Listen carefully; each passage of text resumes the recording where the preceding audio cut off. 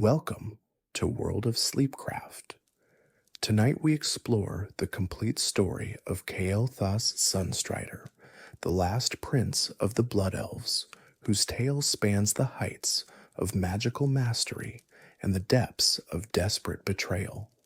His journey from beloved heir to fallen traitor is one of the most tragic narratives in the history of Azeroth. Long before Kael'thas Sunstrider was born, before the kingdom of Quel'Thalas rose in splendor from the northern forests, there existed a line of rulers whose destiny would shape the fate of an entire people. The Sunstrider dynasty began not with the building of a kingdom, but with an act of defiance that would echo through 7,000 years of history. In the ancient times following the War of the Ancients, when the Night Elves had defeated the Burning Legion's first invasion of Azeroth at terrible cost, a schism divided the survivors.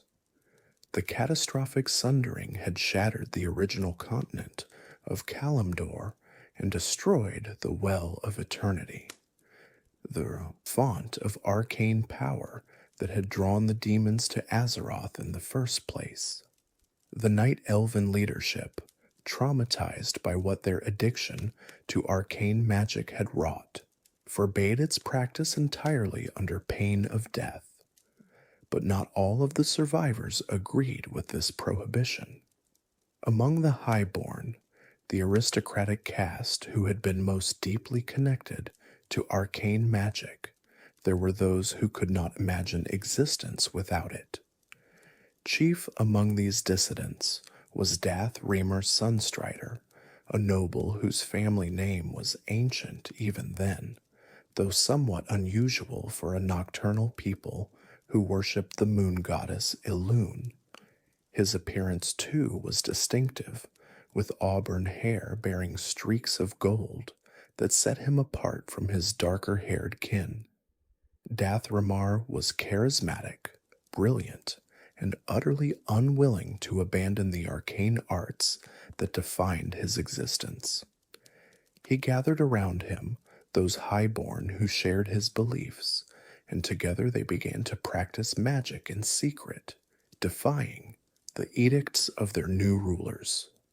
When their activities were discovered, rather than submit to execution, Dath'Remar escalated his defiance in dramatic fashion.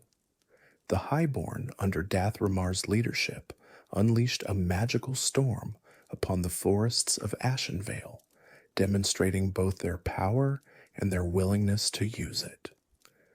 This act of magical terrorism forced a confrontation that the Night Elven leadership was unprepared for. Rather than execute thousands of their own people, the ruling druids chose exile. Dath'Remar and his followers were cast out from Night Elven society, forbidden to return, and forced to make their own way in the shattered world. This exile, which seemed like a catastrophe at the time, would prove to be the foundation of a civilization that would endure for millennia. Dath'Remar led his people across the newly formed Great Sea, journeying eastward toward lands that no elf had explored. The voyage was long and dangerous, testing the resolve of the exiles at every turn. But Dath'Remar carried with him a secret that would ensure their survival, a vial of water stolen from the original Well of Eternity before its destruction. The Highborn exiles eventually made landfall on the eastern continent, in the region that would later be known as Lordaeron. They explored southward at first, but found the land inhospitable, plagued by strange energies that disturbed their magical senses. Turning north, they discovered forests that reminded them of their ancient homeland, and there Dath'Remar declared that they would build their new kingdom. The land was not unoccupied. The Amani Trolls, members of a vast and ancient empire that had dominated the eastern continent for thousands of years, viewed the elven newcomers as invaders. The trolls had their own powerful magic, their own fierce warriors, and their own determination to hold their territory. What followed was generations of conflict, a grinding war of attrition that nearly destroyed the fledgling elven settlement before it could truly establish itself. But Dath'Remar was not merely a political leader. He was a mage of extraordinary power, and he possessed the stolen vial of the Well of Eternity. Using this fragment of the original source of arcane magic, he created the Sunwell, a new font of power that would sustain his people for all the ages to come. The Sunwell was not merely a source of magical energy, it was a transformation of the exiles themselves. Bathed constantly in its arcane radiance, the former night elves began to change. Their purple skin faded to pale pink and peach.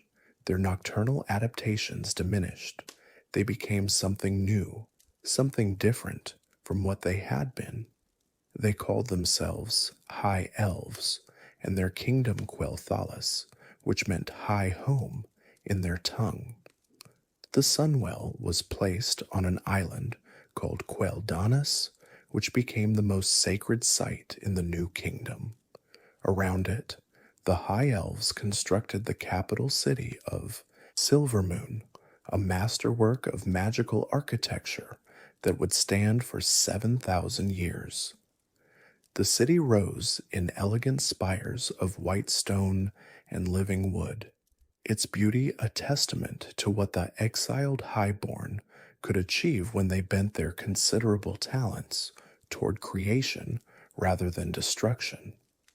Dath'Remar established the Convocation of Silvermoon, a council of the 7 highest lords in the kingdom who would advise the monarch and share in the governance of the realm. This system would persist throughout the history of Quel'Thalas, providing a check on royal authority while ensuring that the most powerful families had a stake in the kingdom's continued prosperity. The war with the Amani trolls continued for centuries, a seemingly endless conflict that threatened to exhaust even the long-lived elves.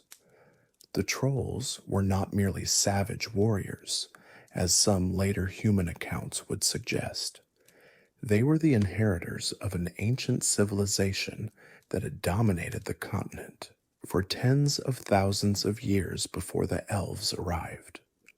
Their mastery of voodoo magic, their cunning tactics, and their intimate knowledge of the terrain made them formidable opponents.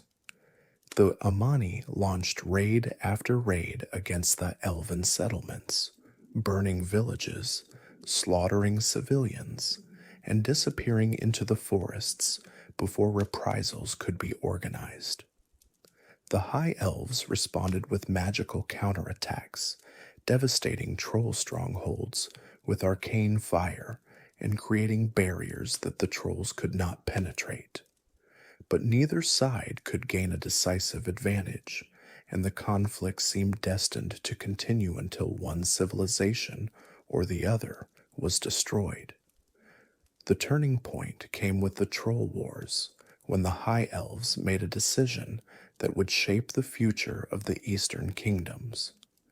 Desperate for allies, they reached out to the human kingdom of Arathor, which had been watching the conflict from a distance. The humans were a young race compared to the elves, their lifespans barely a century, their magical abilities undeveloped. But they were numerous, brave, and eager to prove themselves on the world stage. The bargain that the High Elves struck with Arathor was unprecedented. In exchange for military assistance against the trolls, they would teach 100 humans the basics of arcane magic. This was a profound concession, sharing knowledge that the High Elves had guarded jealously for millennia. Some in Silvermoon opposed the arrangement, arguing that humans could not be trusted with such power, that the secret of arcane magic should remain with those who had earned it through ages of study. But necessity overcame caution. The 100 human mages who emerged from elven tutelage became the foundation of what would eventually grow into the magical traditions of the human kingdoms. They were the ancestors, in a very real sense, of the Kirin Tor itself, the organization that would one day count Kael'thas among its most distinguished members. The combined forces of elves and humans proved too much for even the mighty Amani Empire. Together, they launched campaigns that pushed the trolls back, breaking their power and securing Quel'Thalas' borders for the first time in centuries. The Amani were not destroyed, as many high elves had hoped, but they were contained in their fortress city of Zul'Aman, reduced from a continental empire to a regional threat that could be managed. Dath'Remar eventually stepped down from leadership, having accomplished everything he had set out to do. He had founded a kingdom, created a font of magical power to sustain his people, and secured their future against external threats.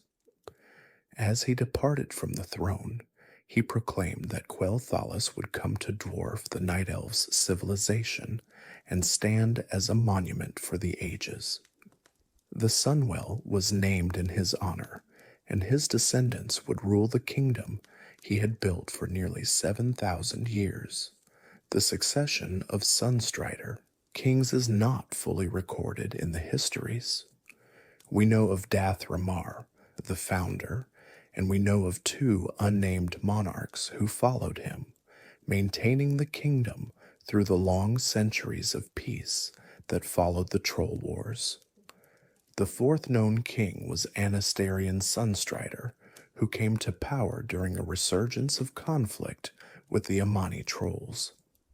His reign would last for nearly 3,000 years, making him one of the longest ruling monarchs in the history of Azeroth. Anastarian was a descendant of Dath'Remar, great-grandson of the founder according to some accounts, though the exact lineage is complicated by the extraordinary lifespans of the High Elves. He wielded Felo'melorn, the legendary rune blade that had been passed down through the Sunstrider line, a weapon that had been enchanted with such power that it could cut through solid stone and was said to be unbreakable. Under his rule, Quel'Thalas reached the height of its power and influence. The kingdom that Anastarian inherited was a realm of unparalleled beauty and sophistication. The Eversong woods that surrounded Silvermoon existed in a state of perpetual autumn, the trees forever golden and crimson, their beauty unchanging across the centuries.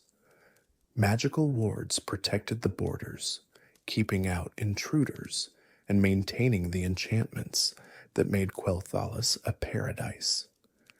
The High Elves lived lives of study and refinement, their long lifespans allowing them to master multiple disciplines and create works of art that shorter-lived races could only dream of.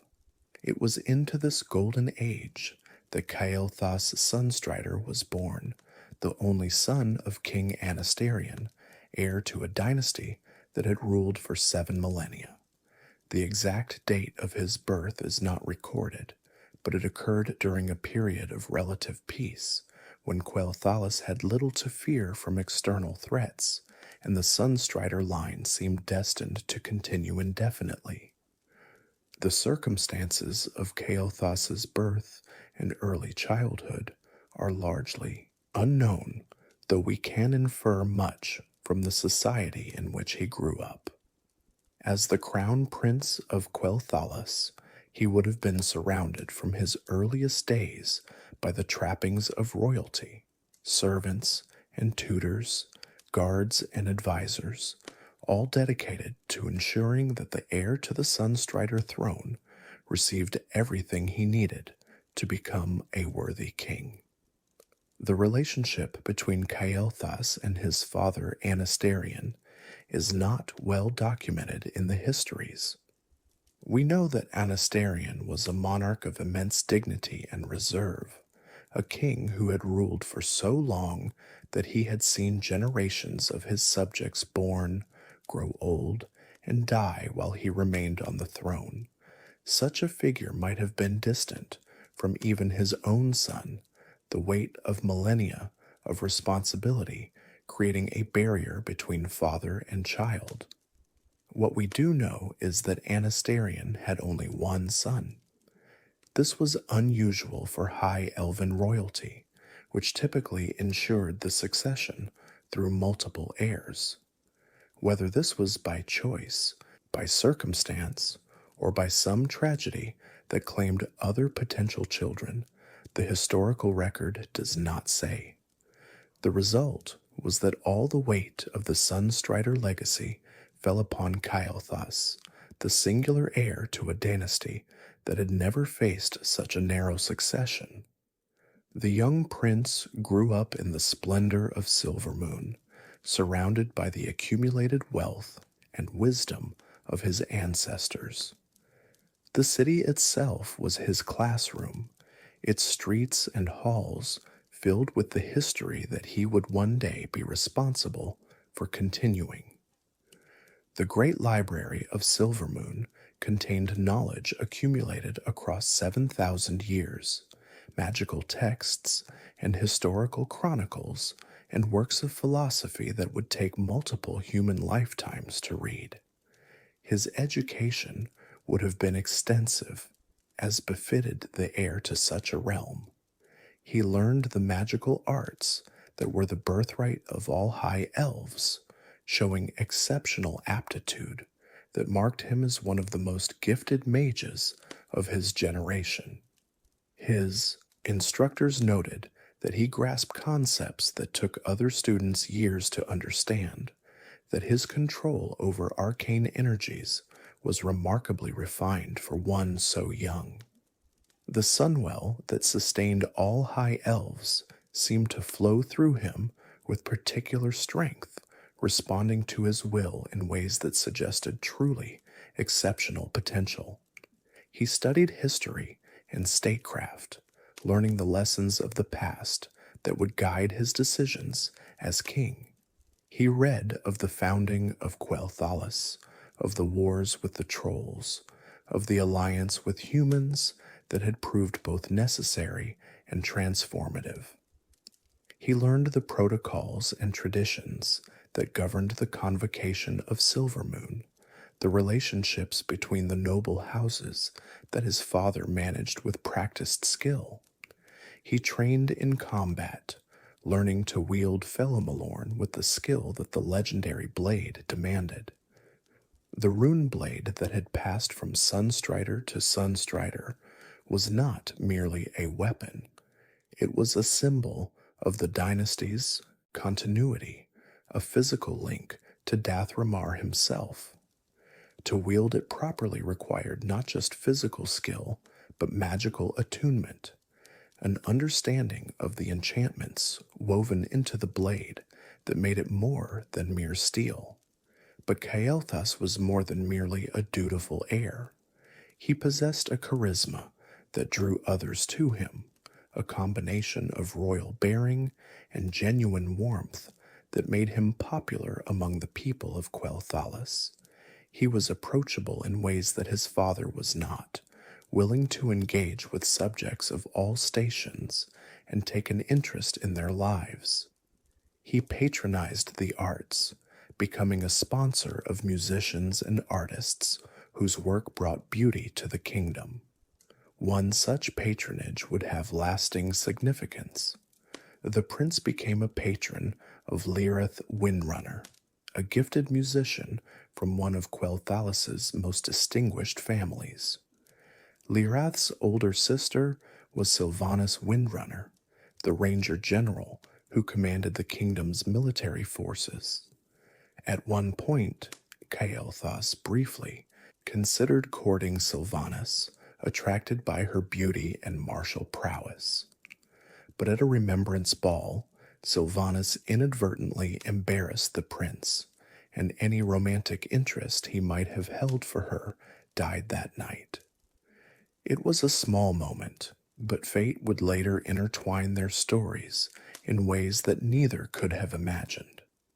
As Kael'thas reached maturity, he made a decision that would shape the course of his life. Rather than remaining in Silvermoon to await his eventual ascension to the throne, he chose to pursue his magical studies in Dalaran, the great city of mages that floated above the Alterac Mountains. Dalaran was the center of magical learning in the Eastern Kingdoms, home to the Kirin the most prestigious order of mages in the known world. For a prince of Kael'thas's ambitions and abilities, it was the only place worthy of his talents. The Kirin welcomed the elven prince with the respect due to his station and the interest due to his obvious gifts. Kael'thas threw himself into his studies with a dedication that impressed even the most demanding instructors. He mastered disciplines that took other mages decades to learn, his high elven heritage giving him advantages in magical comprehension that few humans could match. His rise through the ranks of the Kirin was swift but deserved. Within a remarkably short time, Kael'thas was invited to join the Council of Six, the ruling body that governed the Kirin and directed the affairs of Dalaran.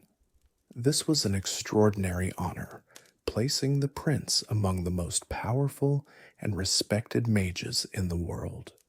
He was the youngest member of the council, and certainly the most royal, but he had earned his place through demonstrated excellence. The Council of Six operated in ways that were often mysterious to outsiders. Its members met in the Violet Citadel, deliberating on matters of magical policy and responding to threats that endangered the stability of the magical community. Kael'thas proved himself a valuable contributor to these discussions, bringing perspectives shaped by his unique background as both a prince and a prodigy. One issue on which Kael'thas took a notable stance was the treatment of the orcs following the Second War. The orcs had invaded Azeroth through the Dark Portal, waging a devastating war that had nearly succeeded in conquering the human kingdoms. The High Elves had participated in that war, honoring their ancient alliance with humanity, and Kael'thas had seen firsthand the destruction that the Horde had wrought. After their defeat, the surviving orcs had been placed in internment camps, where they languished in a state of lethargy and despair that puzzled their captors. The orc question divided the Council of Six. Some members argued that the orcs should be treated humanely, that their current condition, stripped of the demonic bloodlust that had driven them to war, warranted compassion rather than continued imprisonment. Perhaps, these voices suggested, the orcs could be rehabilitated, could be helped to become something better than the monsters they had been. Kael'thas disagreed, and he argued his position with the eloquence and conviction that had earned him his place on the council. The orcs, he maintained, were fundamentally incapable of reform. Their nature was violent, their culture built around conquest and destruction. The lethargy they displayed in the internment camps was not a sign of change, but merely exhaustion, a temporary respite before they would inevitably return to their violent ways. He pointed to the history of the Horde's invasion, to the cities burned and peoples massacred, to the suffering that the orcs had inflicted without apparent remorse. How could such creatures be trusted? How could any responsible authority release them back into the world, knowing what they had done and what they might do again? The camps might be harsh, Kael'thas acknowledged, but they were necessary. Security required sacrifice, and the safety of innocent peoples outweighed the comfort of proven aggressors. The council did not reach a consensus on the matter, and the internment camps continued as they had before. But Kael'thas's position was noted, both by his colleagues and by history. It revealed something about the prince that would become more apparent in later years: a willingness to take hard positions, to argue for solutions that others found uncomfortable, to prioritize what he saw as the greater good over individual suffering. This stance would later prove deeply ironic, given Kael'thas's eventual alliance with creatures far darker than the orcs had ever been. The prince who had argued that orcs were beyond redemption would eventually serve demons, would embrace fell magic, would become exactly the kind of monster he had warned against. But in the moment, his position reflected a prince who saw the world in clear moral terms, who believed that some enemies were beyond redemption and needed to be contained rather than rehabilitated. The politics of the Kirin Tor were complex, involving not just the obvious questions of magical policy, but also the relationships between the various human kingdoms and the non-human races that participated in the organization. Kael'thas navigated these waters with skill, building alliances and managing rivalries in ways that served both his own interests and those of Quel'Thalas. His position on the council also kept him informed about developments across the eastern kingdoms, about threats emerging and alliances forming, about the currents of power that shaped the political landscape. He was a prince in training for kingship, and the experience he gained in Dalaran would have been invaluable preparation for the throne that awaited him, had fate not intervened in such devastating fashion. Life in Dalaran offered more than magical education and political influence. The floating city was a cosmopolitan place where mages from across the eastern kingdoms gathered to share knowledge and pursue their studies. Among the apprentices and students who passed through its halls were individuals who would shape the future of Azeroth, and Kael'thas took notice of one in particular. Jaina Proudmoore arrived in Dalaran as a teenage apprentice, the daughter of the Lord Admiral of Quel'Thalas. She was brilliant, focused, and possessed of magical potential that marked her as potentially the most gifted human mage of her generation. Her studies brought her to the attention of Archmage Antonidas, the leader of the Kirin Tor, who took her on as his direct apprentice, a distinction that confirmed her exceptional promise. Kael'thas first encountered Jaina during one of her lessons, and he was immediately struck by her. She was beautiful, certainly, with blonde hair and features that reflected her noble heritage. But it was her mind that truly attracted him, the keen intelligence that shone in her eyes, the dedication to her craft that reminded him of his own passion for magical study. Here was someone who understood what it meant to pursue excellence, who would not be satisfied with mediocrity when greatness was within reach. The prince found himself drawn to the young apprentice in ways that troubled him. He was centuries old, his lifespan extended by the high elven connection to the Sunwell. Jaina was barely out of childhood by human standards. The difference in their ages seemed an insurmountable barrier, filling Kael'thas with guilt and self-doubt whenever he considered pursuing his feelings. Nevertheless, he could not stay away. He found reasons to be present when Jaina was studying, to engage her in conversations about magical theory, to share his knowledge in ways that might seem like mentorship, but were really excuses to spend time in her company. He was charming and attentive, using the social skills he had developed as a prince to make himself pleasant company without being too forward. Jaina was flattered by the attention of such an illustrious mage. The Prince of Quel'Thalas, a member of the Council of Six, was interested in her thoughts and her progress. She appreciated his kindness and his willingness to share his knowledge, but her heart remained dedicated to her studies above all else. When Kael'thas finally worked up the courage to express his romantic interest more directly, she gently but firmly declined. Her studies came first, she explained. She was not interested in romantic entanglements that might distract her from her pursuit of magical mastery. Kael'thas accepted her answer with the grace expected of a prince, but inwardly he was devastated. He had allowed himself to hope, and that hope had been dashed. What made the rejection worse was what came after. Prince Arthas Menethil of Lordaeron, the heir to the human kingdom, arrived in Dalaran as part of his education.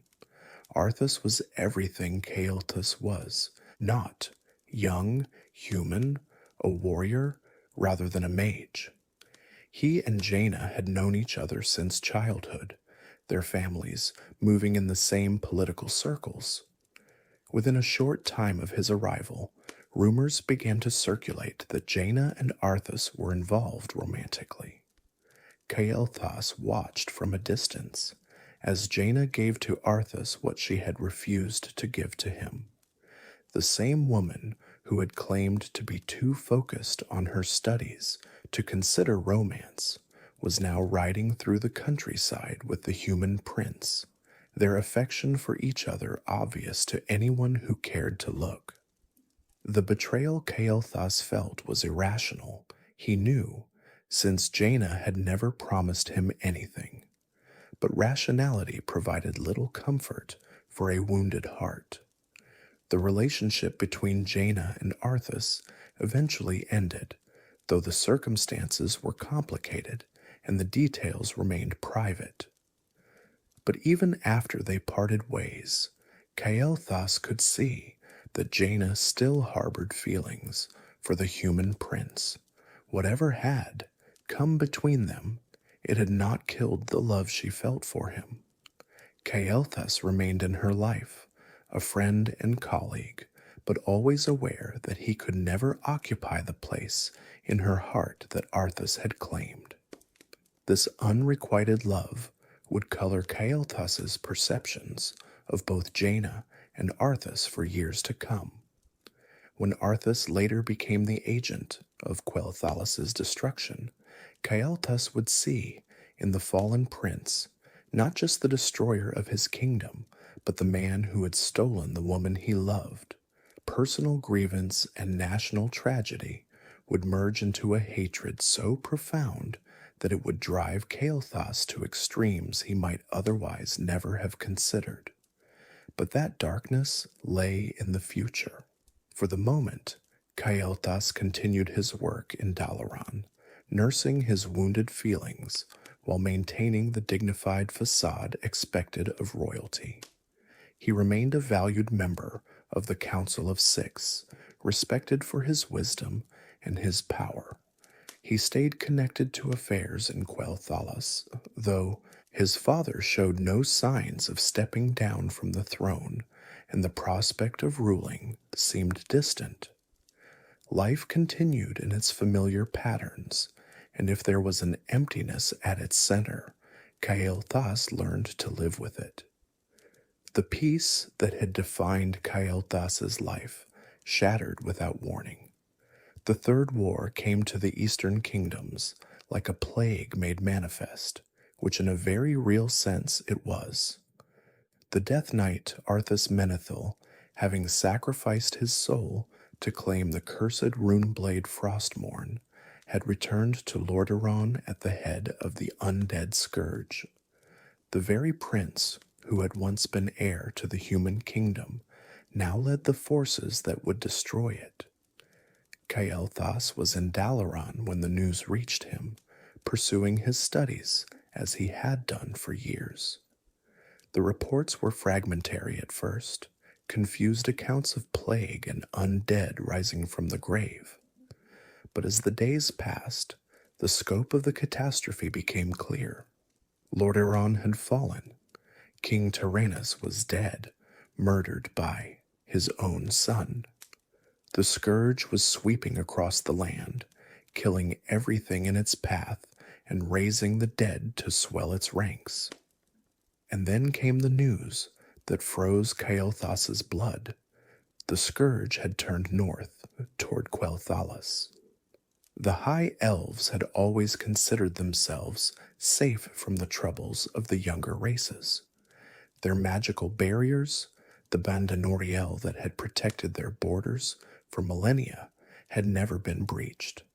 The Amani trolls had tried for centuries and failed. Human conflicts had washed around Quel'Thalas without ever threatening its security. The High Elves watched the wars of others with the detachment of immortals who knew that the chaos would pass while they endured. But the Scourge was not like any threat Quel'Thalas had faced before. Arthas was not merely a conqueror seeking territory or resources. He was on a specific mission: to reach the Sunwell and use its power to resurrect the Lich Kel'Thuzad, one of the Scourge's most powerful servants. Nothing would stop him. No barrier would hold him. No defense would save those who stood in his way. The invasion began at the southern borders of Quel'Thalas. Sylvanas Windrunner, the Ranger General, led the defense with all the skill and courage her position demanded. She had trained for this her entire life, had prepared contingency plans for invasions that she never truly believed would happen. Now those plans were being tested against an enemy unlike any the High Elves had faced before. Her rangers harried the undead advance, using the forest they knew intimately to slow the Scourge's progress. They destroyed bridges, poisoned water supplies, set traps and ambushes that would have devastated any conventional army. They used their superior mobility to strike and fade, refusing to engage in the pitched battles that would favor the enemy's numbers. Sylvanas herself was everywhere, coordinating the defense, leading counterattacks, inspiring her troops with her presence. She was the best Ranger General Quel'Thalas had ever produced, and she was fighting for the survival of her people. Every delay she could impose on the Scourge was time for civilians to evacuate, time for reinforcements to arrive from Silvermoon, time for some miracle to occur that might turn the tide. But the Scourge was not a conventional army. For every undead that the Rangers destroyed, 2 more rose from the corpses of the fallen. The defenders of Quel'Thalas found themselves in a nightmare where their own dead comrades stood up to fight against them, where victory in one engagement only provided more troops for the enemy. The mathematics of the conflict were inexorable. No matter how well Sylvanas fought, no matter how many individual engagements she won, the Scourge grew stronger while her forces grew weaker. The nature of the enemy was almost incomprehensible to the High Elves, who had lived for millennia in a civilization where death was a distant prospect. To see their own fallen warriors rise as mindless puppets, To watch friends and family transformed into weapons against them was a psychological horror that no amount of training could prepare them for.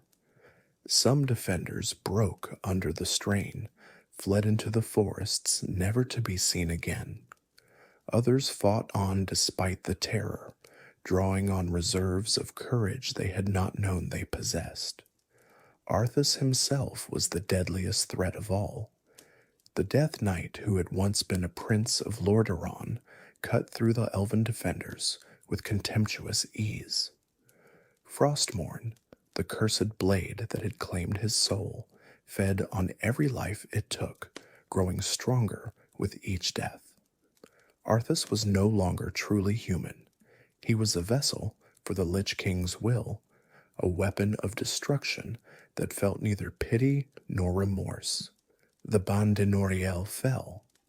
The magical barriers that had protected Quel'Thalas for 7,000 years were shattered by Arthas's power, their enchantments unraveled by the Death Knight's mastery of dark magic.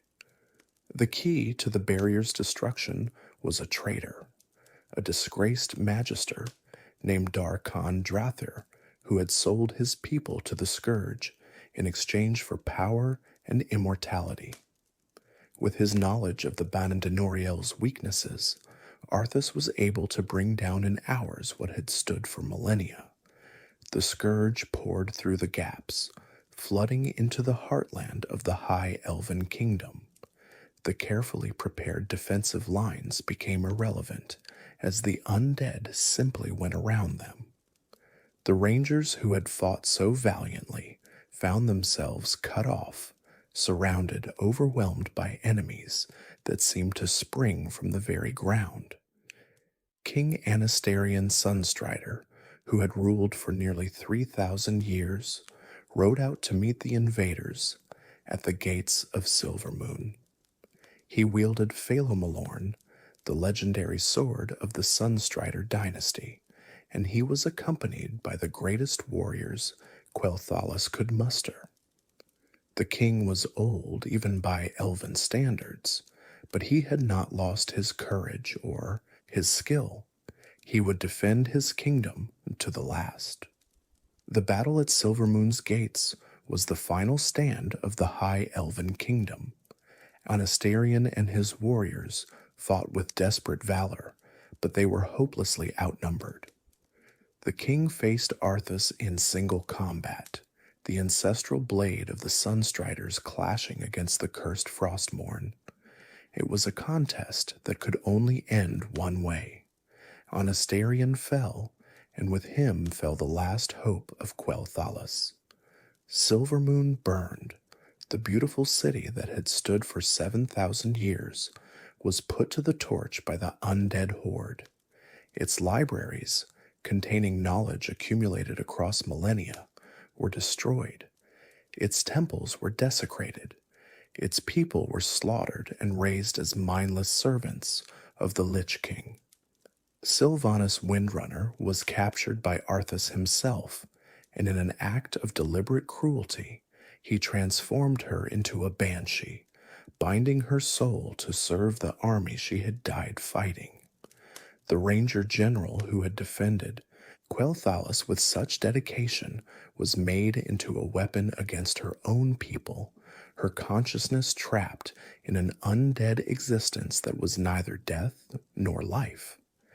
And then Arthas reached the Sunwell. The corruption of the Sunwell was the final blow to the High Elven civilization. Arthas used its energies to resurrect Kel'Thuzad, channeling the pure arcane power of the font through the necromantic rituals of the Scourge. The process tainted the Sunwell beyond recovery, poisoning the very source of High Elven life. The energies that had sustained the High Elves for 7,000 years became corrupted, spreading sickness and madness to any who drew upon them. The survivors of the invasion, estimated at no more than 10% of the pre-war population, found themselves facing a horror that went beyond the physical destruction of their homeland. Every high elf had been connected to the Sunwell since birth, sustained by its energies in ways they had never consciously noticed. The magical energy that flowed from the Sunwell had been as natural to them as the air they breathed, as essential as food or water.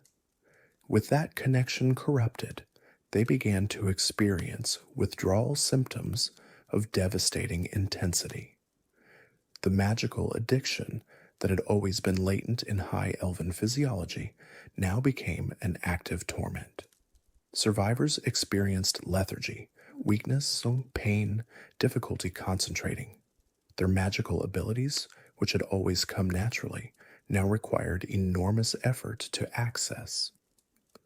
Some elves found themselves unable to cast even the simplest spells, their connection to arcane energy so disrupted that they might as well have been born without magical talent. At its worst, the withdrawal could drive elves to madness or death. Some survivors simply wasted away, their bodies unable to function without the magical sustenance they had depended on for centuries. Others went mad, their minds breaking under the strain of a need that could not be satisfied. Still, others turned to desperate measures, draining magic from any source they could find, regardless of the consequences.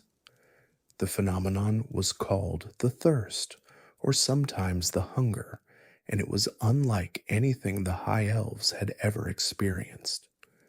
Their ancestors had built the Sunwell specifically to ensure that this would never happen, that their people would always have access to the arcane energies they needed. The destruction of that safeguard left them as helpless as infants, unable to care for themselves, unable to function in a world that had become suddenly hostile. It was into this nightmare that Prince Kael'thas Sunstrider returned. He had been in Dalaran when the invasion occurred, pursuing his studies while his homeland burned and his father died.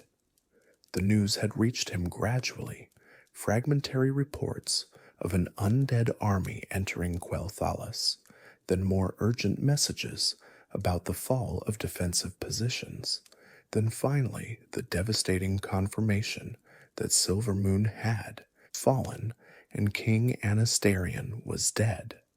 The guilt of his absence would haunt him for the rest of his existence. He should have been there, should have stood beside his father, should have died defending Silvermoon if that was what fate demanded. Instead, he had been safe in the floating city while everyone he loved was being slaughtered. The irony that his pursuit of magical knowledge had placed him far from his kingdom at its moment of greatest need was bitter beyond expression. Kael'thas left Dalaran immediately, though the journey back to Quel'Thalas was itself a challenge. The Scourge had disrupted travel throughout the northern eastern kingdoms, and the routes that had once been safe were now infested with undead. He pushed through anyway, driven by a need to see with his own eyes what had happened to his homeland, to find his father and bury him with the honors a king deserved. Kael'thas found a kingdom in ruins and a people in agony. The beautiful forests of Eversong were scarred by the passage of the Scourge, whole regions rendered lifeless by the corruption they had spread. The Dead Scar, a path of blighted earth that marked Arthas's march to the Sunwell, cut through the heart of the kingdom like an unhealing wound. Trees that had stood for millennia were now blackened husks. Streams that had sparkled with magical energy were now fouled with corruption. Silvermoon itself was perhaps the most painful sight of all. The western half of the city lay in ruins, its elegant spires toppled, its libraries burned, its temples desecrated.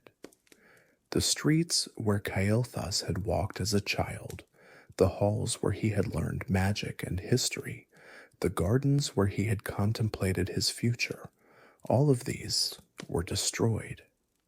The eastern sections were barely habitable, the survivors huddling in whatever structures had not been burned or corrupted. The survivors themselves were in dire condition. Of the millions of high elves who had lived in Quel'Thalas before the invasion, no more than 10% remained alive.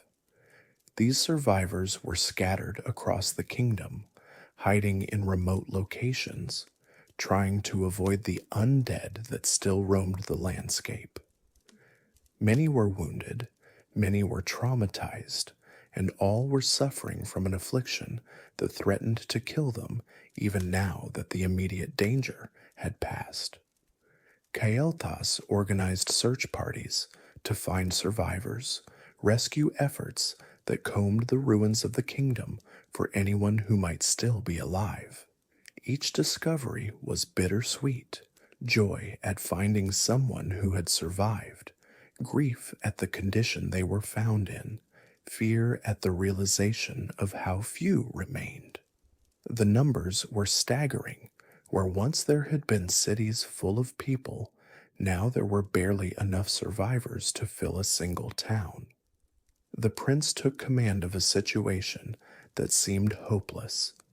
He gathered the survivors at the eastern section of Silvermoon, establishing a temporary government with whatever officials and nobles had survived.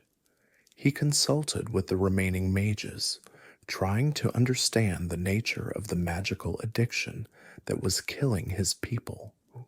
The Sunwell's corruption meant that its energies were now poison, but cutting off access to those energies meant starvation of a different kind. The debate among the surviving magisters was heated.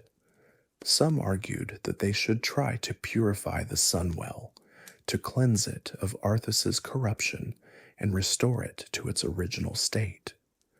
Others pointed out that such an attempt could take years or decades, and the survivors did not have that kind of time. Still others suggested seeking help from the night elves, though the ancient animosity between the two peoples made that option politically difficult. Kael'thas made the terrible decision that the Sunwell, the heart of high elven civilization, had to be destroyed rather than allowed to continue spreading corruption. It was a choice that went against everything he had been taught, everything he believed about his people's heritage. The Sunwell was not just a source of magical energy, it was the symbol of what the High Elves had achieved, the physical manifestation of their civilization's greatness. To destroy it was to destroy a part of their identity. Accompanied by his most powerful mage, Kael'thas teleported to Quel'Thalas, the island where the Sunwell had stood for 7 millennia. The sacred place was now defiled, the temple that had housed the font of power corrupted beyond recognition. Undead still lurked in the shadows, remnants of the Scourge's assault. The magi had to fight their way to the Sunwell itself, battling creatures that had once been their own people. The ritual to destroy the Sunwell was one of the most difficult magical workings Kael'thas had ever participated in. The font of power resisted their efforts, its energies lashing out even in its corrupted state. Several of the magi were killed or driven mad by the backlash, their souls consumed by the very magic they were trying to contain. But Kael'thas pressed on, knowing that there was no alternative. In an elaborate ritual that took hours to complete, they bound the corrupted font and destroyed it, ending the immediate threat of its tainted energies. The Sunwell that had sustained the High Elves for 7,000 years was gone, its light extinguished, its power dispersed into the void. Kael'thas felt the loss like a physical wound, a severing of something essential that had connected him to his ancestors. But this solution created its own problems. Without the Sunwell, even in its corrupted form, the withdrawal symptoms of the survivors intensified. The connection that every high elf had to the font had been severed, and their bodies responded with agony. Kael'thas had saved his people from one death only to condemn them to another. It was in this moment of despair that Kael'thas made the decision that would define his people's identity for generations to come. Standing before the survivors of Quel'Thalas, he spoke of what they had lost and what they must become. The high elves they had been were dead, destroyed along with their kingdom and their king. But from those deaths, something new would rise. They would call themselves Sindore, the children of blood, in honor of all those who had fallen. They would be blood elves, a people defined by loss and determination, by the memory of the dead and the will to survive at any cost. The name was a promise and a warning. They would never forget what had been taken from them, and they would have vengeance on those responsible. The Blood Elves swore to avenge their fallen kin, to see Arthas and the Scourge destroyed no matter what it took. The oath was not merely symbolic. It was a promise that gave the survivors something to live for when they had lost almost everything else. Vengeance became the purpose that sustained them, the goal that made their suffering meaningful. They would not simply endure, they would triumph over the forces that had destroyed them. But first, they had to survive. The magical addiction that afflicted them was not something that willpower alone could overcome. Unlike other forms of dependency, this was not a weakness of character, but a physiological reality. The High Elves had been fundamentally altered by millennia of exposure to the Sunwell's energies. Their bodies required arcane magic the way other beings required food and water. No amount of determination could change this basic fact. The survivors experimented with various solutions. Some tried to draw energy from natural sources, from ley lines and magical artifacts, and anything else that might provide the sustenance they needed. Others attempted to reduce their magical needs through meditation and discipline, hoping that with time they could wean themselves from their dependence. Still others simply tried to endure, accepting the suffering as the price of survival. None of these approaches proved satisfactory. The energy from natural sources was insufficient to meet their needs. The meditation reduced symptoms, but did not eliminate them. Endurance without relief eventually broke even the strongest spirits. The Blood Elves were dying, slowly but surely, and nothing they tried seemed capable of stopping it. Kael'thas could not remain in Quel'Thalas. His people needed him to find answers, and those answers would not be found in the ruins of their homeland. The kingdom's resources were depleted, its knowledge scattered, its magical infrastructure destroyed. If salvation existed, it would have to be sought elsewhere, in places where the Scourge had not yet reached, among peoples who might have solutions the Blood Elves had not considered. He appointed Lor'themar Theron, a trusted ranger lord, as regent to govern the kingdom in his absence. The choice was deliberate. Lor'themar was not a politician or a mage, but a soldier, a practical man who could focus on the immediate needs of survival without being distracted by grander schemes.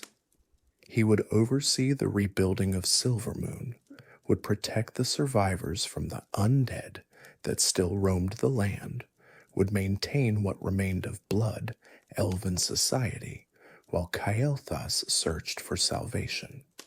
The relationship between Kael'thas and Dath'Remar was respectful but complicated. Dath'Remar understood that he was being given responsibility for an impossible situation, that he would have to make decisions that no one would thank him for.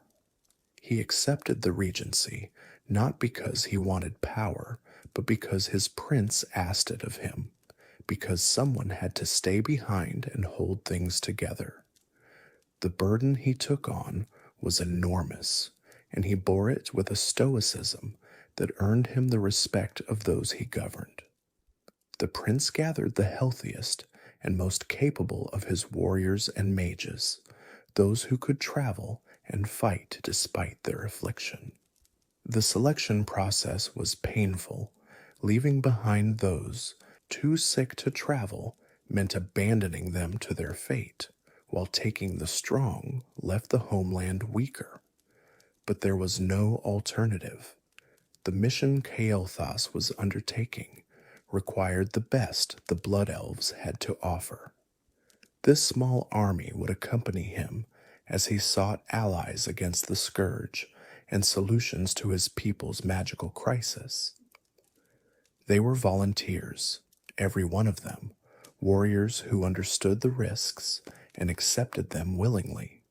They were leaving behind families and friends, homes and memories, everything that connected them to the lives they had known. But they were also carrying the hopes of their entire race, the possibility that their journey might find a way to save those who remained. They would fight wherever the enemies of the undead gathered, proving their worth and hoping that someone, somewhere, could offer them the help they desperately needed. Kael'thas led his followers to join the Alliance forces that were still fighting the Scourge in Lordaeron. The human kingdoms had been devastated by the undead invasion, but pockets of resistance remained, soldiers and survivors who refused to surrender to the nightmare that had consumed their lands.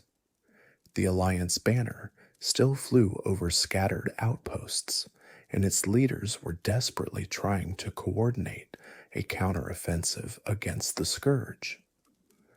The Blood Elves represented a significant addition to these forces.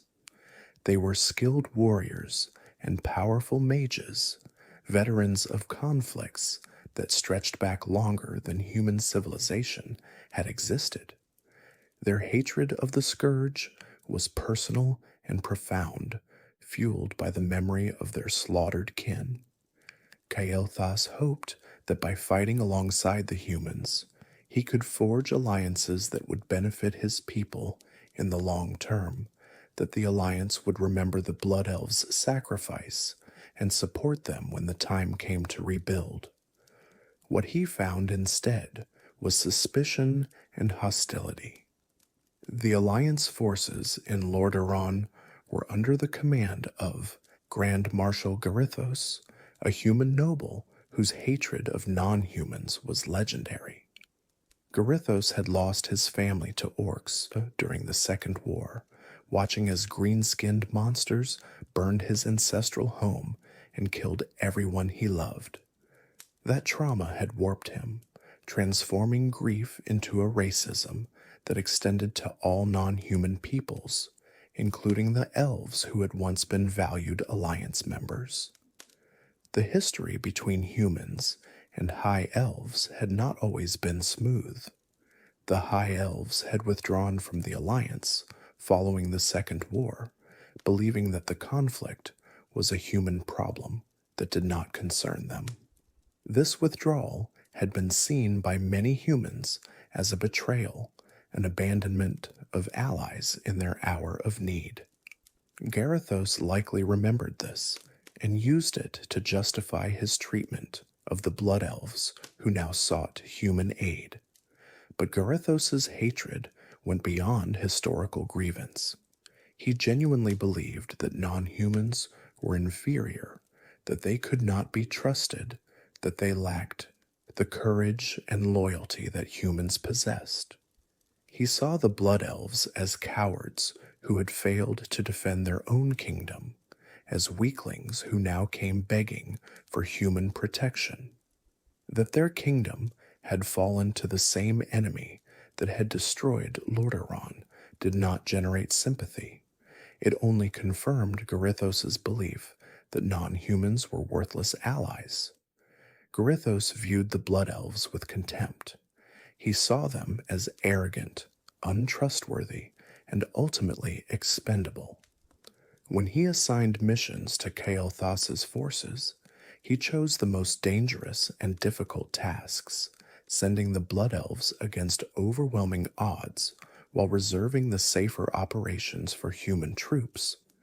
He denied them adequate supplies and reinforcements, setting them up to fail.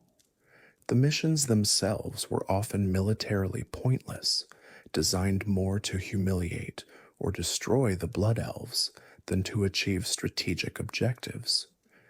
Kael'thas found himself ordered to hold positions that could not be held, to assault fortifications that could not be taken, to accomplish with a handful of elves what would have required a full army of humans. Each time he somehow succeeded, Garithos simply assigned a more impossible task. Kael'thas endured these slights with what patience he could muster. His people needed the alliance, needed the support that only a larger organization could provide.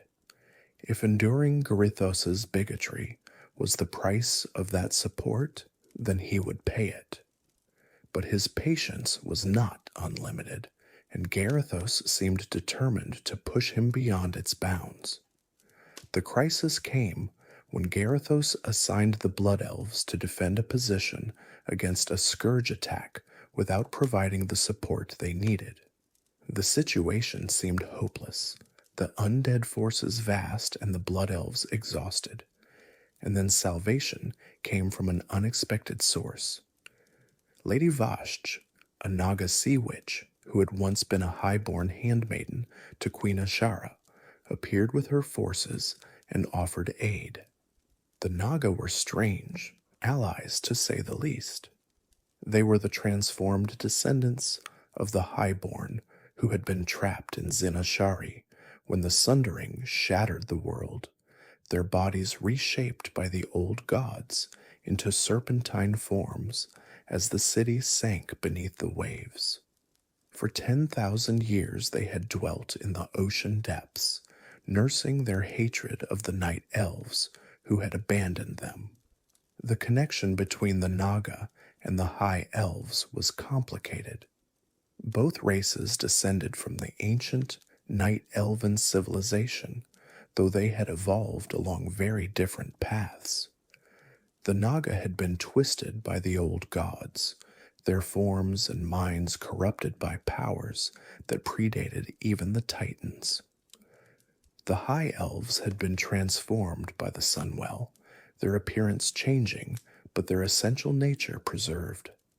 They were distant cousins, separated by 10 millennia and vastly different experiences. Vashji herself was a creature of considerable power and even greater cunning. She had served Queen Ashara in the days before the Sundering, had witnessed the fall of the highborn civilization, and had survived the transformation that followed. Her loyalty to her queen was absolute, but she also served Illidan Stormrage, who had his own purposes in the current conflict. But Kael'thas was desperate, and Vashj's offer was genuine. Her forces helped the Blood Elves defend their position, Naga warriors and mages fighting alongside their elven cousins against the common enemy. The Scourge fell in droves, and what should have been a massacre became a victory. Garithos' trap had failed, and Kael'thas' forces had survived. In the aftermath of the battle, Vashj spoke to Kael'thas of things she understood all too well. The hunger for magic, that gnawed at those who had lost their connection to arcane power, the desperate measures that such hunger could drive one to accept. The Naga had their own relationship with magical energy, their transformation by the old gods, leaving them with needs that ordinary means could not satisfy. She recognized in Kael'thas's people a kindred suffering. The alliance with the Naga proved to be a fatal mistake in the eyes of the alliance. When Garithos learned that Kael'thas had accepted aid from such creatures, he saw it as confirmation of everything he had believed about the Blood Elves. They were traitors, consorting with monsters, unworthy of trust. The fact that Garithos had deliberately set them up to die, that accepting the Naga's help was the only alternative to being slaughtered, did not enter into his calculations. He had his excuse, and he would use it. Garithos ordered Kael'thas and his followers arrested and imprisoned in the dungeons beneath Dalaran, sentenced to death for their supposed crimes. The arrest was carried out by human soldiers who seemed embarrassed by what they were doing, professional warriors who knew that they were participating in an injustice. But Garithos was their commander, and they obeyed his orders. The imprisonment was unjust, the trial a mockery, the sentence predetermined. There was no opportunity to present evidence, no chance to explain the circumstances that had led to the alliance with the Naga. Garithos served as prosecutor, judge, and jury, and his verdict was never in doubt. The Blood Elves were guilty, and they would die. Kael'thas and his people sat in the dungeons of the city where he had once been a respected member of the ruling council. The irony was bitter. The prince who had been honored as one of Dalaran's greatest mages was now a prisoner in the cells beneath the Violet Citadel. He had walked these halls as an equal, had been consulted on matters of magical policy, had helped shape the decisions that governed magical affairs across the eastern kingdoms. Now he was waiting for an execution that seemed certain. But Lady Vashj had not abandoned her new allies. She had recognized something in Kael'thas that reminded her of herself and her people, a desperate soul cut off from the sources of power that had defined existence, willing to do anything to survive. Such desperation was valuable to those who knew how to exploit it, but it was also the foundation of genuine alliance. The Naga and the Blood Elves understood each other's suffering in ways that the more comfortable races never could. Vashji led her Naga forces to Dalaran, infiltrating the prison through the waterways that ran beneath the city. The Naga were in their element in the aquatic tunnels, moving silently through passages that human guards never thought to watch. They had spent 10,000 years in the depths of the ocean. The sewers of Dalaran were simple by comparison. In the darkness of the dungeons, she found Kael'thas and his followers and offered them escape. More than that, she offered them hope. Her master, she explained, could provide what the Blood Elves needed. He understood their suffering because he had experienced something similar. He could teach them to overcome their addiction, to take the power they needed, rather than depending on sources that had failed them. Vashj spoke of Illidan Stormrage, the night elf who had been called the betrayer for his actions during the War of the Ancients. The name was legendary, though the legends were contradictory. Some said Illidan was a hero who had tried to destroy the demonic threat, only to be punished for his methods by the short-sighted. Others said he was a power-hungry traitor who had allied with demons for personal gain. The truth, as Vashj presented it, was more complicated than either extreme. Illidan had made his own bargains with dark powers, had been imprisoned for 10,000 years for his crimes, and had recently escaped to pursue his own agenda.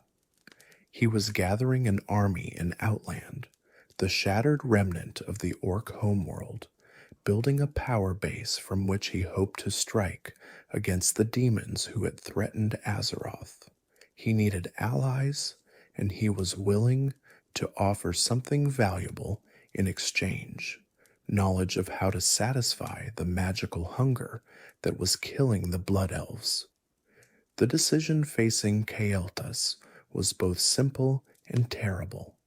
Remaining in the dungeons meant death by execution. Returning to the Alliance meant death at Garithos' hands. His people were dying from magical withdrawal, their bodies failing without the arcane sustenance they had depended on for millennia. No one else was offering solutions. Whatever Illidan's reputation, whatever darkness might lurk in the path Vashj was proposing, it was better than the alternative. Kael'thas made his choice. He would follow Vashj, would seek out Illidan, would do whatever was necessary to save his people. If that meant allying with a figure of dark legend, then so be it. The Blood Elves had already lost everything else. They had nothing left to lose except their lives, and those were being lost anyway to the withdrawal. The escape from Dalaran was a tense affair. The Blood Elves followed Vashj through the watery tunnels beneath the city, swimming through passages that threatened to disorient them, climbing through shafts that led ever deeper into the earth. Human guards were killed silently when encountered, their bodies left in the darkness. There could be no survivors to report which direction the escapees had gone. They emerged in the Underdark, the vast network of caverns that ran beneath the surface of Azeroth. This underground realm was a world unto itself, with its own ecosystems, its own inhabitants, its own dangers. Creatures that had never seen sunlight hunted in the darkness. Rivers of underground water carved passages through stone that had stood for millions of years. It was a hostile environment for surface dwellers, but the Naga navigated it with confidence born of long experience. The journey through the Underdark took days, a grueling passage through darkness that seemed to have no end. The Blood Elves were suffering, their withdrawal symptoms intensifying as time passed, without access to magical energy. Vashj kept them moving, promising that relief was waiting at their destination, that Illidan could provide what they needed. At last they reached a portal, a tear in reality that led to Outland. The shattered remnant of the Orc homeworld was visible through the rift, a landscape of floating islands and alien skies. Stepping through the portal, the Blood Elves left Azeroth behind and entered a realm that would become their home for years to come. Outland was a broken realm, the result of multiple magical catastrophes that had torn the planet of Draenor apart. The Orc warlocks, who had served the Horde, had drained the planet's life force to fuel their dark magic, leaving the land dying and corrupted. Then Ner'zhul, seeking to escape the Alliance forces that pursued him, had opened multiple portals simultaneously, and the resulting magical overload had shattered the world. What remained was a collection of floating islands, fragments of a once whole planet suspended in a void of chaotic energy. Some of these islands retained something like their original character, with forests and rivers and creatures that had somehow survived the catastrophe. Others were twisted beyond recognition, their landscapes warped by the magical forces that had destroyed them. Still others were entirely barren, lifeless rocks floating in eternal darkness. Islands of land floated in a void of chaotic energy, connected by magical bridges and currents that defied conventional physics. The sky was alien, a swirl of colors that bore no resemblance to Azeroth's familiar blue. Multiple suns and moons hung in the void, their light creating patterns of illumination that followed no predictable schedule. It was a world that operated by rules that surface dwellers found disorienting and often dangerous. It was here that Illidan had established his base, here that he was gathering forces for purposes that Kael'thas did not yet fully understand. The meeting between Kael'thas and Illidan was a collision of two desperate souls, each bearing wounds that could not be healed by ordinary means. Illidan was ancient, having lived through the War of the Ancients 10,000 years before, when demons first invaded Azeroth. He had been transformed by his contact with demonic power. His eyes burned out and replaced with orbs of fellfire that could see magical energies invisible to normal sight. Tattoos of power covered his body, and demonic horns had sprouted from his head, marking him as something more and less than elven. Illidan's story was one of sacrifice and betrayal, of good intentions leading to terrible consequences. He had tried to destroy the Well of Eternity during the War of the Ancients, only to be stopped by his own brother. He had consumed demonic power to become more capable of fighting demons, only to be imprisoned for 10,000 years for his crimes. He had escaped, had tried to serve the forces of light in his own way, only to be manipulated by Kil'jaeden into serving the Legion's interests. Now Illidan was fleeing from Kil'jaeden, the demon lord who had tasked him with destroying the frozen throne and the Lich King who dwelt within it. Illidan had attempted the mission, but failed, defeated by Arthas in the very assault that Kael'thas had participated in. Kil'jaeden's wrath was something that even the betrayer feared. He needed allies, forces that could help him establish a position strong enough to resist the Burning Legion's revenge. Illidan explained his situation to Kael'thas with characteristic intensity. He spoke of the Black Temple, the fortress that Magtheridon had claimed, and his plans to conquer it. He spoke of Outland as a refuge, a place where they could build strength, far from both the Scourge and the Legion. He spoke of power that could be claimed, of enemies that could be destroyed, of a future where those who had been outcasts could forge their own destiny. In return for the Blood Elves' loyalty, Illidan offered something that Kael'thas could not refuse, a solution to the magical addiction that was killing his people. He would teach them to drain arcane energy from other sources, including demons themselves. The technique was called mana siphoning, and it allowed the practitioner to extract magical essence from any source that possessed it. They would become predators rather than victims, taking the magic they needed from those who had it, rather than depending on a font that no longer existed. The philosophy behind this teaching was seductive in its simplicity. Why should the Blood Elves suffer and die when magical energy existed all around them? Why should they be slaves to their addiction when they could be its masters? The demons who served the Legion were themselves fonts of power, walking repositories of arcane energy that could be tapped and drained. To feed on demons was a kind of revenge, turning the Legion's servants into resources for their own survival.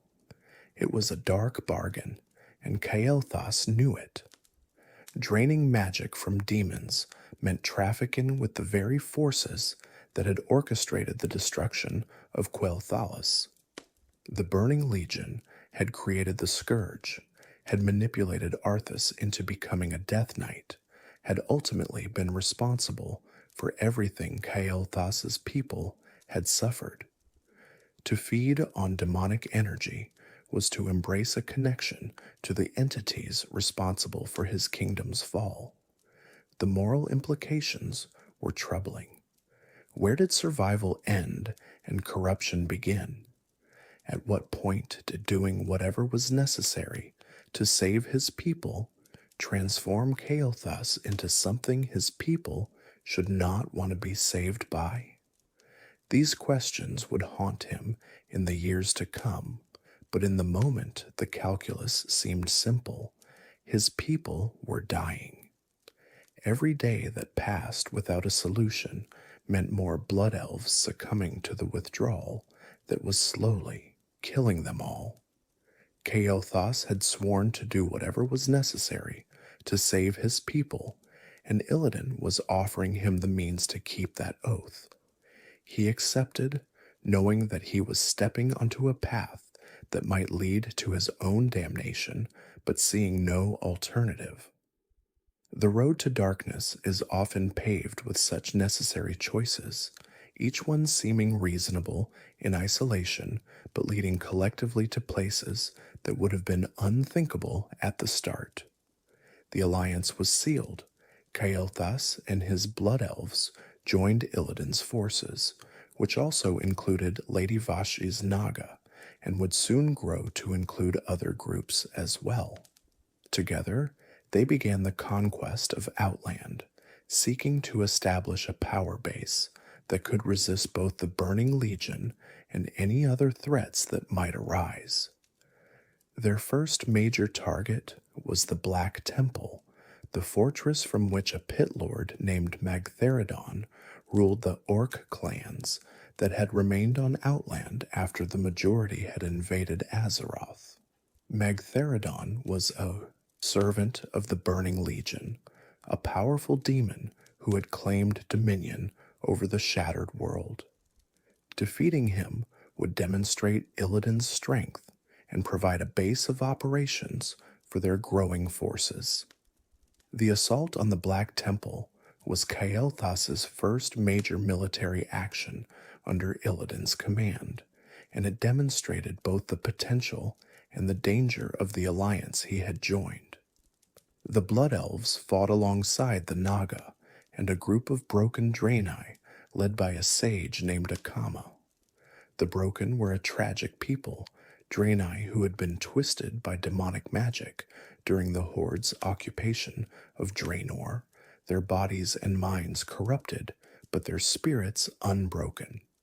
They had their own reasons to hate Magtheridon and the legion he served. The battle for the Black Temple was a prolonged siege that tested every member of the coalition. Magtheridon's forces were entrenched in a fortress that had been built to withstand exactly this kind of assault. The Pit Lord himself was a creature of immense power, a demon of the highest ranks who had survived for millennia through a combination of magical might and tactical cunning. The Coalition's approach combined the Blood Elves' magical expertise with the Naga's tactical flexibility and the Broken's knowledge of the terrain. They feinted at the main gates while sending strike teams through secondary entrances. They used illusions to confuse the defenders while real forces struck at critical points. They worked together with a coordination that belied their recent alliance. Kael'thas led several of these strike teams personally, unwilling to ask his people to take risks he would not share. He fought through Magtheridon's demon and orc servants, demonstrating the magical prowess that had made him a legend in Dalaran.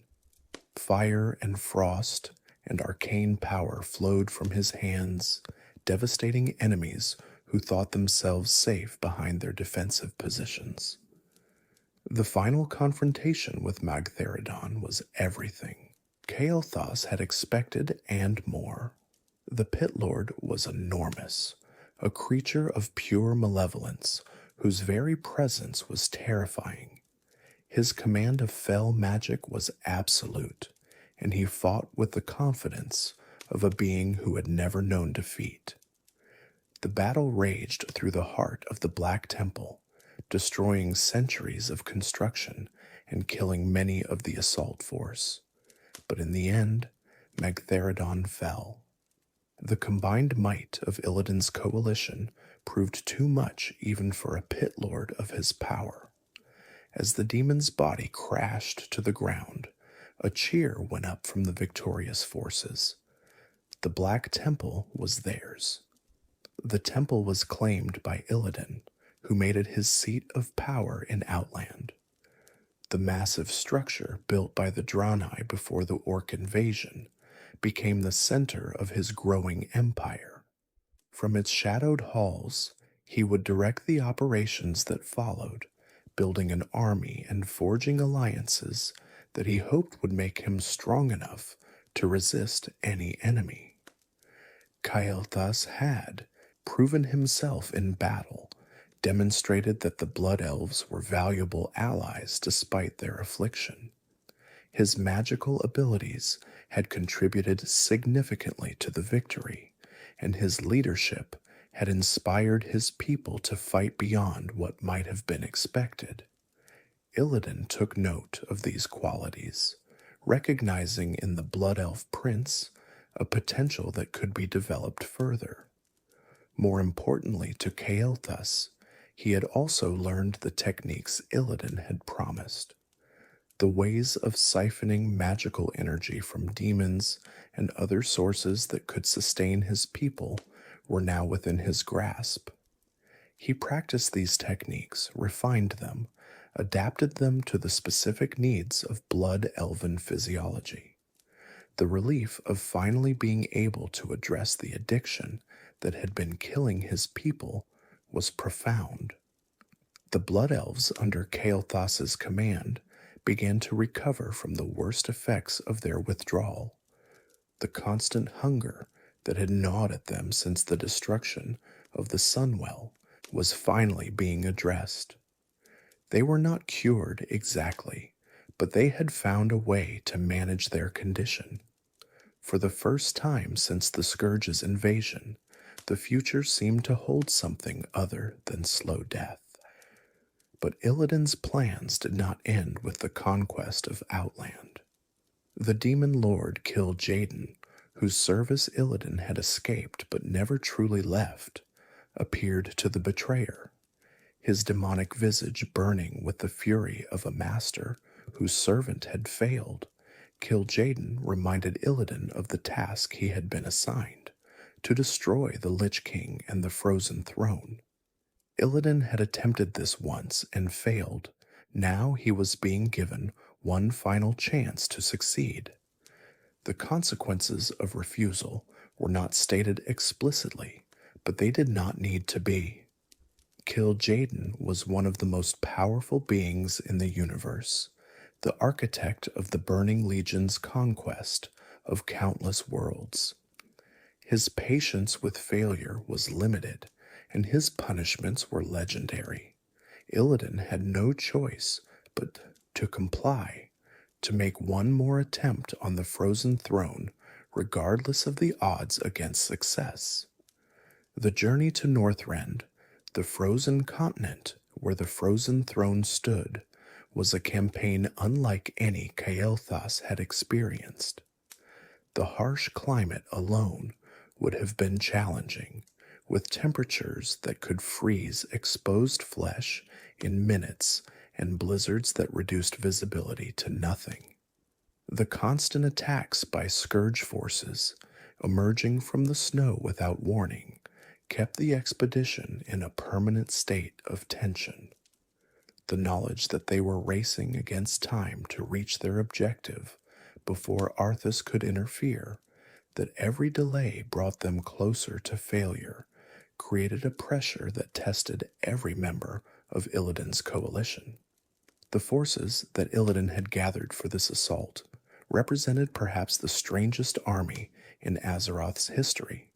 Blood Elves marched alongside Naga, ancient enemies now united by common purpose, broken Draenei, twisted by demonic magic during the Horde's occupation of Draenor, followed shamans who remembered what their people had once been. Illidan himself led from the front, his demon hunter abilities making him more than a match for most of the Scourge's forces. The journey through Northrend took weeks, a grueling march through a landscape that seemed designed to kill them. They fought through frozen wastes, through caverns infested with undead, through strongholds that had to be conquered at terrible cost. Each victory came at the price of soldiers who would not return, blood elves and Naga, and broken who fell to the Scourge's relentless attacks. Kael'thas confronted Arthas during the campaign, the blood elf prince facing the Death Knight, who had destroyed his kingdom. The encounter was electric, with decades of accumulated hatred. Here was the monster who had killed his father, who had slaughtered his people, who had corrupted the Sunwell and left the Blood Elves to suffer. Here was the man who had stolen Jaina's heart and then thrown away his humanity to become an instrument of death. The personal dimension of the conflict could not be separated from the political. Kael'thas saw in Arthas not just the destroyer of Quel'Thalas, but the man who had been his rival for Jaina's affection. All the resentment he had felt over the years, all the pain of rejection and the bitterness of watching from afar, merged with the fury of a prince whose kingdom had been destroyed. When he faced Arthas in battle, he was fighting against everything that had gone wrong in his life, every loss and disappointment given physical form. The hatred Kael'thas felt was so intense it threatened to overwhelm his judgment. He pressed attacks that should have been cautious, took risks that a cooler commander would have avoided, driven by a need to make Arthas suffer that went beyond military necessity. This emotional intensity made him dangerous but also vulnerable, prone to decisions that served his personal need for revenge rather than the expedition's strategic goals. Their battles were fierce but inconclusive. Arthas was more powerful than Kael'thas had anticipated, the rune blade Frostmourne giving him abilities that seemed almost unlimited. The cursed blade fed on souls, growing stronger with every life it claimed. It could shatter magical barriers, could cut through enchantments that should have been impenetrable, could inflict wounds that resisted all healing. Against such a weapon, Kael'thas's considerable magical abilities seemed inadequate. During one of their clashes, a moment that would haunt Kael'thas for years, Felo'melorn was shattered. The legendary sword of the Sunstrider dynasty, the blade that had been wielded by Dath'Remar himself, broke against the cursed Frostmourne. The rune blade that had been passed from king to king for 7,000 years, that had never been broken despite countless battles, failed at the moment when Kael'thas needed it most. The loss of Felo'melorn was more than a tactical setback. The sword had been carried by every Sunstrider king since the founding of Quel'Thalas, a symbol of the dynasty's continuity and power. It was the physical link between Kael'thas and his ancestors, a reminder that he was part of something larger than himself. Its destruction seemed like an omen, a sign that the Sunstrider legacy was ending along with everything else Kael'thas had known. In that moment, as the pieces of his ancestral blade fell into the snow, Kael'thas felt something break inside himself as well. He had already lost his kingdom, his father, his people's connection to the Sunwell. Now he had lost the sword that had symbolized everything his family had built. What was left of the proud prince of Quel'Thalas? What remained of the heir to 7,000 years of history? The campaign reached its climax at the frozen throne itself. The massive structure of ice and metal rose above them, the prison that held the Lich King's consciousness and the source of the Scourge's power. To destroy it would be to end the threat of the undead forever, to avenge everyone who had died to the Scourge's invasions. Illidan and Arthas dueled at the base of the glacier, two champions of opposing forces fighting for the fate of the world.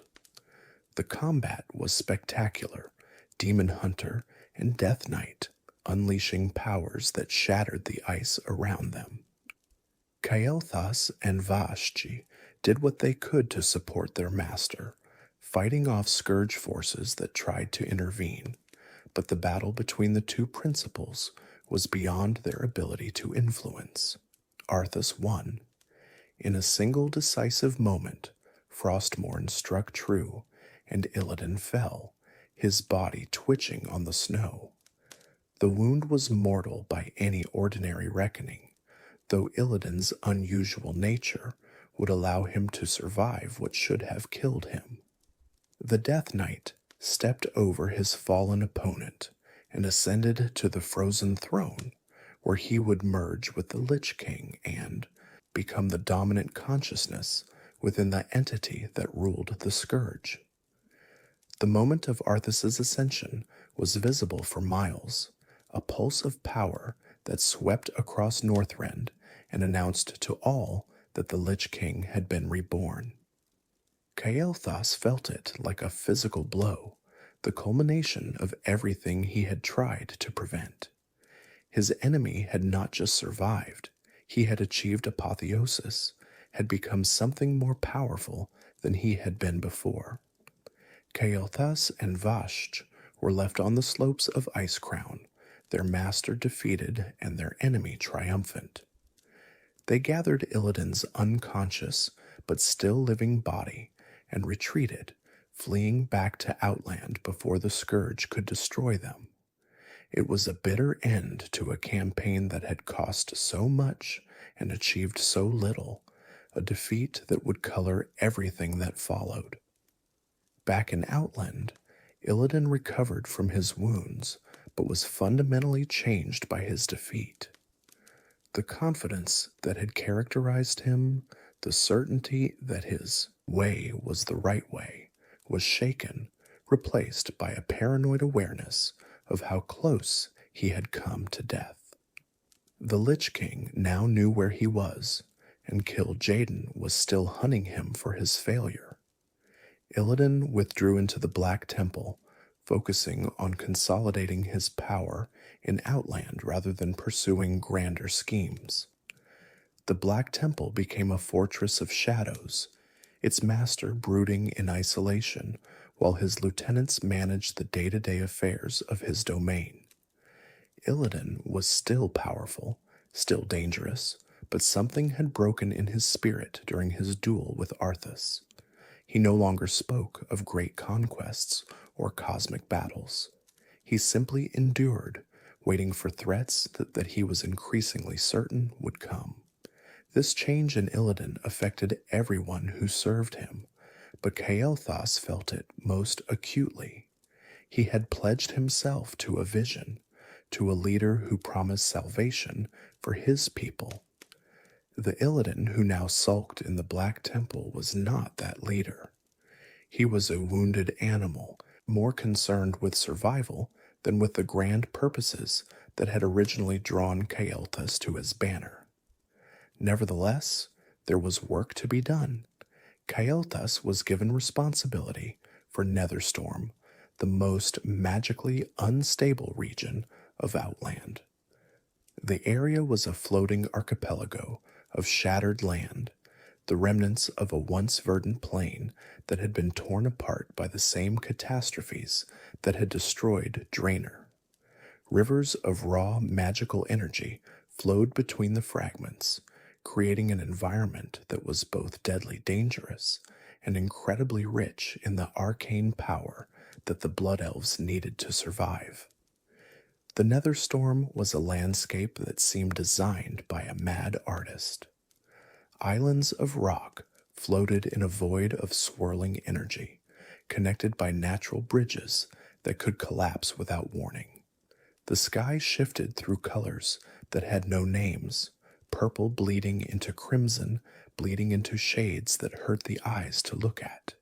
Lightning struck randomly, drawn by the magical.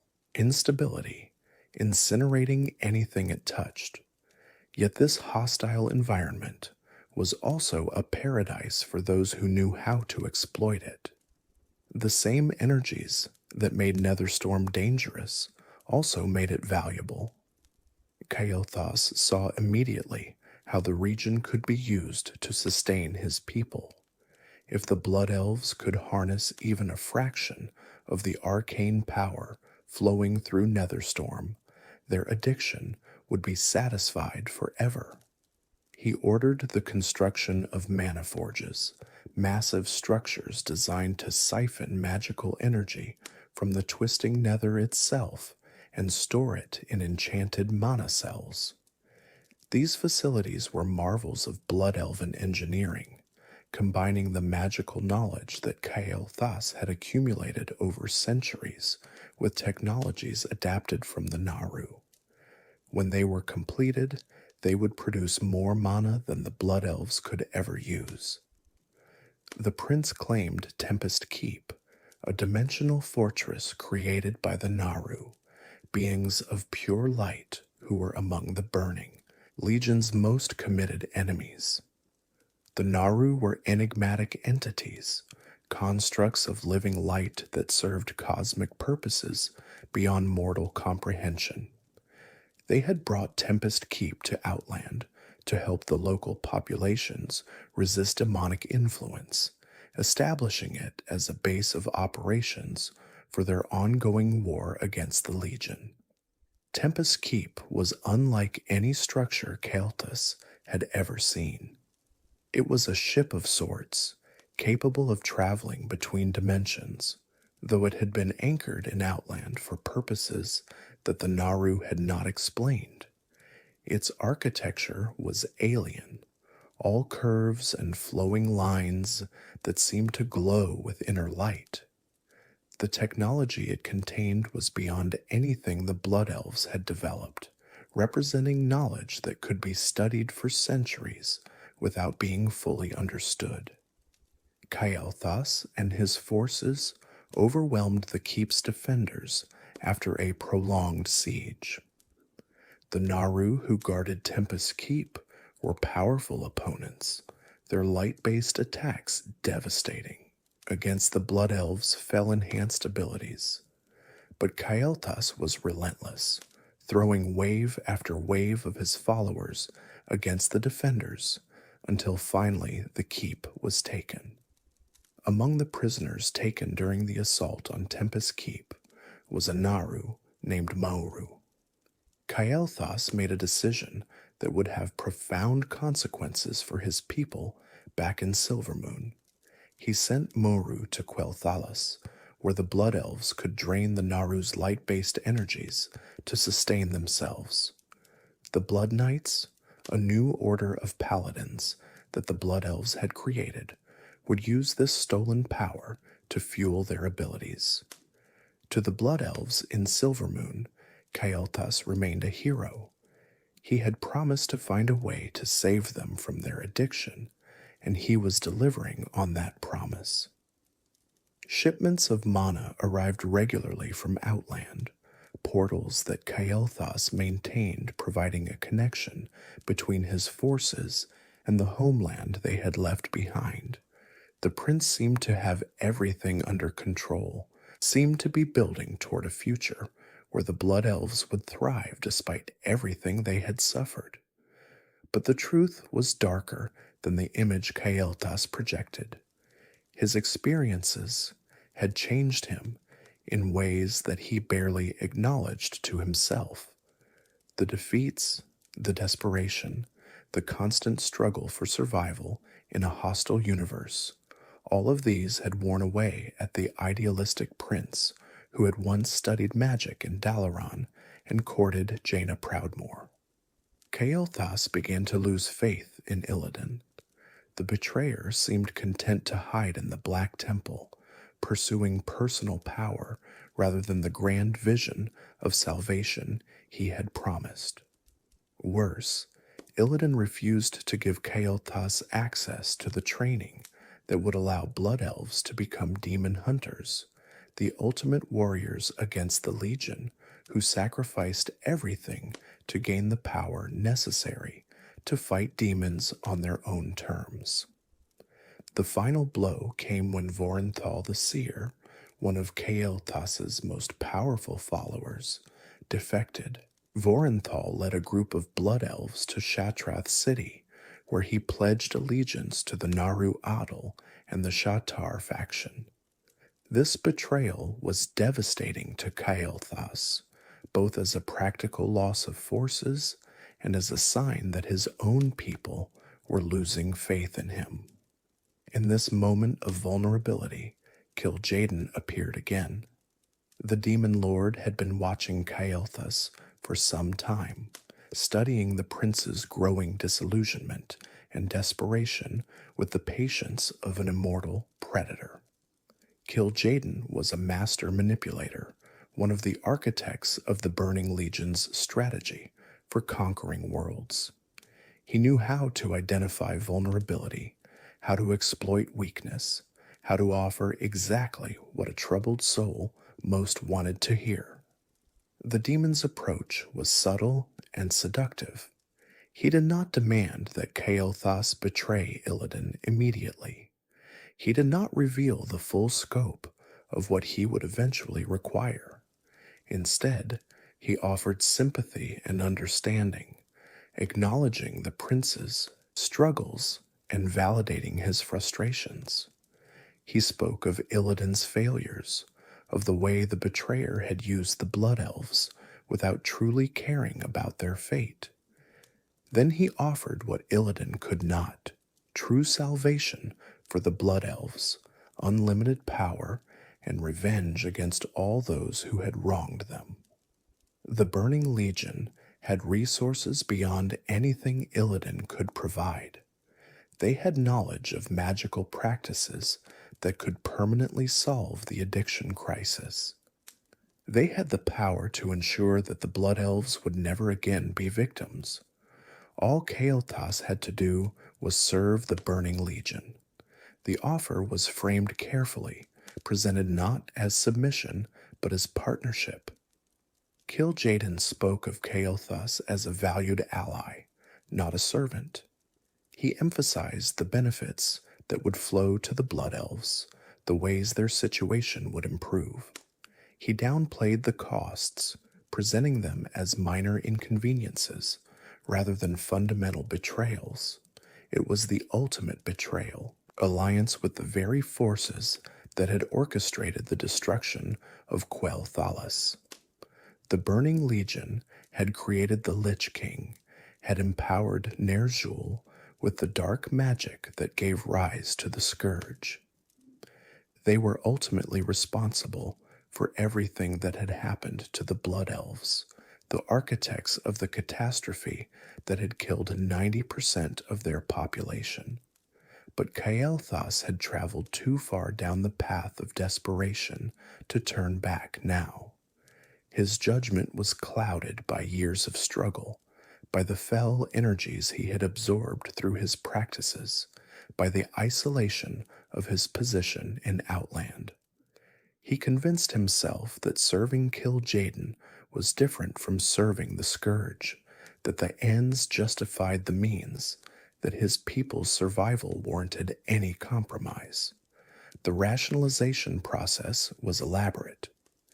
Kael'thas told himself that he was not truly serving the Legion, that he was simply using their resources for his own purposes. He would take what they offered and give as little as possible in return. When the time was right, he would break free of Kil'jaeden's influence, having used the demon's power to achieve his own goals. He was not a servant. He was a player in a larger game. This self-deception was essential to his continued function. Had Kael'thas fully acknowledged what he was doing, had he admitted that he was serving the enemies of all life, he might have been unable to proceed. The illusion of control, the belief that he was still acting in his people's interests, allowed him to take the final steps down a path from which there was no return. The Blood Elves of Silvermoon did not learn of this betrayal immediately. Kael'thas continued to send them supplies, continued to maintain the illusion that he was working for their benefit. The mana shipments arrived regularly, the portals remained open, and the reports from Outland painted a picture of progress toward the goals the prince had set. To those back home, Kael'thas remained their leader, their savior, the prince who was fighting for their future. But the truth would eventually emerge, and when it did, the consequences would be catastrophic. In Netherstorm, Kael'thas's true nature began to reveal itself. He ordered the destruction of Kirinvar village, a settlement of mages from Dalaran who had come to Outland to study its unique magical properties. The village's inhabitants were killed without mercy, their souls harvested for magical purposes. For a prince who had once been a respected member of the Kirin Tor, the destruction of Kirinvar was a sign of how far he had fallen. The mana forges that Kael'thas constructed throughout Netherstorm siphoned magical energy from the twisting nether itself, storing it in enchanted cells for transport to wherever it was needed. These operations were part of his service to the Blood Elves, but they were also feeding Kil'jaeden's schemes, providing the Demon Lord with resources for plans that Kael'thas did not fully understand. The Draenei who had been held captive on Tempest Keep escaped during this period, stealing a section of the dimensional fortress and crashing it into Azeroth, where it became known as the Exodar. This loss was embarrassing to Kael'thas, a sign that his grip on his domain was not as secure as he believed. But he had greater concerns than escaped prisoners. Within Tempest Keep, Kael'thas surrounded himself with his most loyal followers. His 4 advisors, Thaladred the Darkener, Grand Astromancer Capernian, Lord Sanguinar, and Master Engineer Telonicus, formed the inner circle of his court. Each was powerful in their own right, each devoted to the prince they had followed from Quel'Thalas to Outland and beyond. Thaladred was a warrior whose gaze could fix on an enemy with terrifying intensity, forcing them to flee or be cut down by his blade. Capernian was a mage of exceptional power, capable of unleashing arcane devastation that could annihilate anyone who came too close. Lord Sanguinar was a paladin of the Blood Knight Order, wielding the power of the light stolen from the Naru. Master Engineer Telonicus combined magical and technological expertise, creating devices that supplemented his combat abilities. Beyond these 4, Kael'thas had other powerful servants. Pithalion the Calculator served as his right hand for many operations, a mage whose analytical mind made him invaluable for complex planning. Salen Fireheart was the captain of the guard, responsible for security throughout Kael'thas's domain. Each of these individuals had pledged themselves to the prince, had followed him through defeats and betrayals, and would fight to the death in his defense, but the time of reckoning was approaching.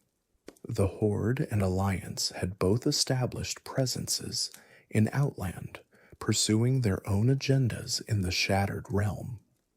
As they explored and expanded their influence, they inevitably came into conflict with Kael'thas's forces.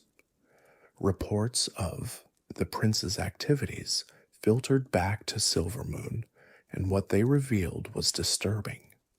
The Blood Elves in Quel'Thalas learned that their prince had allied with the Burning Legion, the savior they had trusted. The leader who had promised to find a way to save them had sold his soul to the very demons responsible for their suffering. The shock of this revelation was profound, shaking Blood Elf society to its foundations. Lor'Thamer Theron, the regent lord who had governed in Kael'thas's absence, made a declaration that would have been unthinkable just months before. Kael'thas Sunstrider was a traitor to his people. The prince who had named them Blood Elves, who had sworn to save them, had betrayed them utterly. The Horde, which the Blood Elves had joined as allies, endorsed this declaration. The Blood Elves would stand against their former prince. The campaign against Tempest Keep was one of the most challenging military operations of the Burning Crusade era. The fortress was heavily defended, its approaches guarded by Kael'thas's most powerful servants. Anyone who wished to reach the prince would have to fight through layers of defenses, defeating one powerful enemy after another.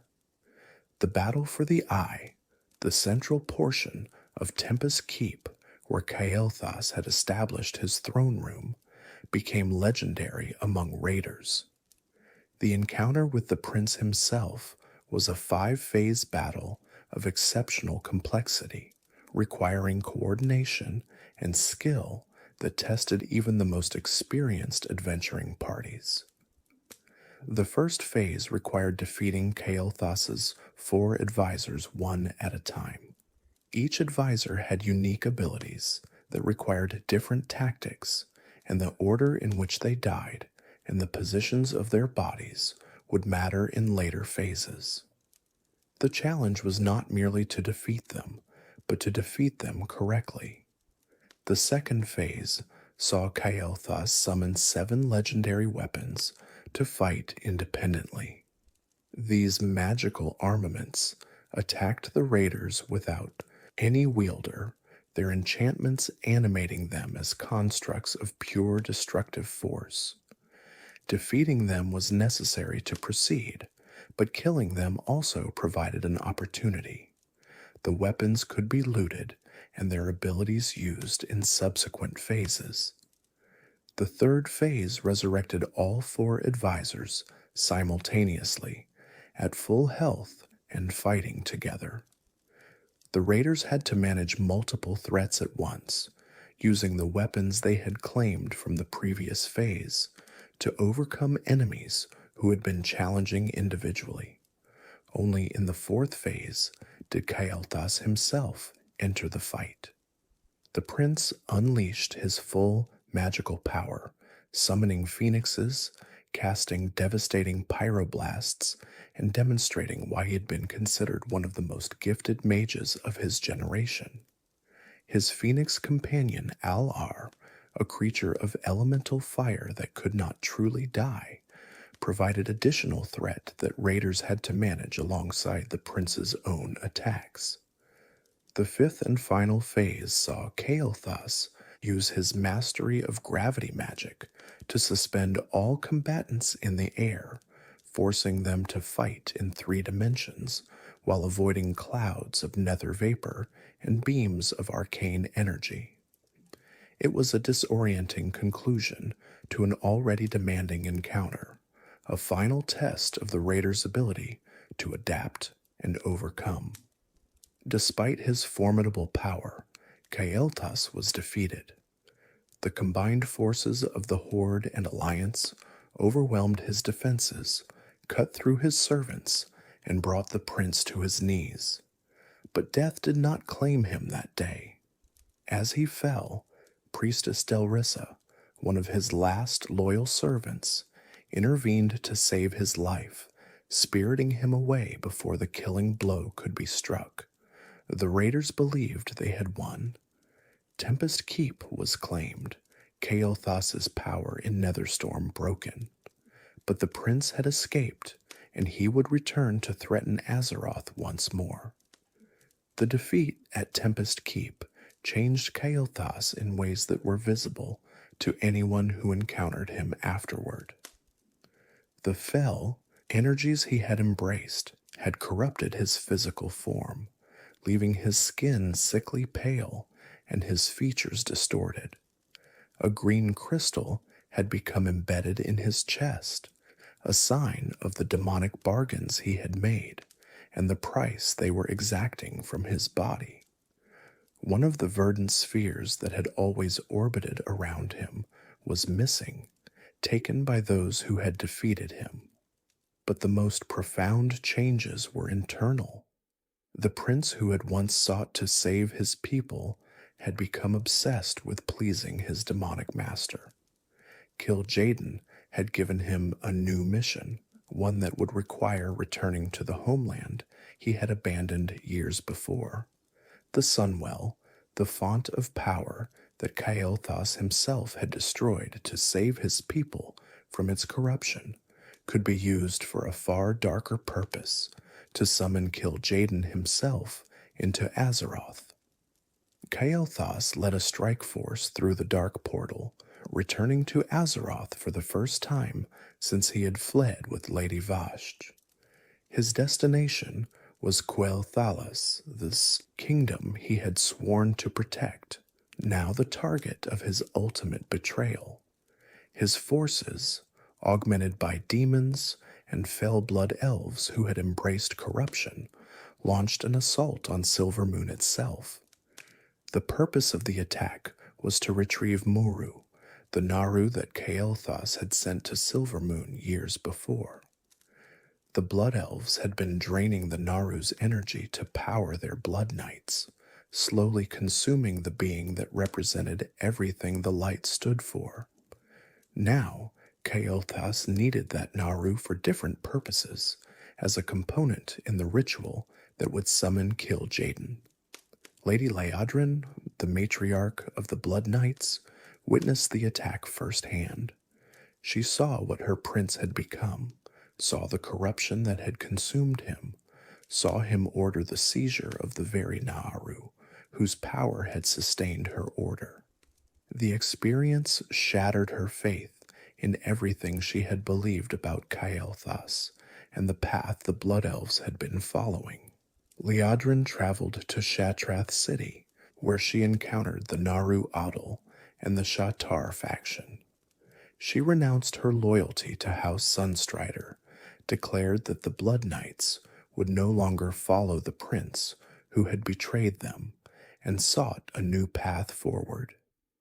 The Naru offered her forgiveness and guidance, showing her that the light could be earned rather than stolen. The Blood Elves of Silvermoon were horrified by what had occurred. Their prince had attacked their city, had stolen the source of their paladin's power, and had revealed the full extent of his corruption. Whatever loyalty they had once felt for the Sunstrider dynasty was extinguished in the flames of that assault. Kael'thas was no longer their prince. He was their enemy. Kael'thas retreated to the Isle of Quel'Thalas, the sacred island where the Sunwell had once stood.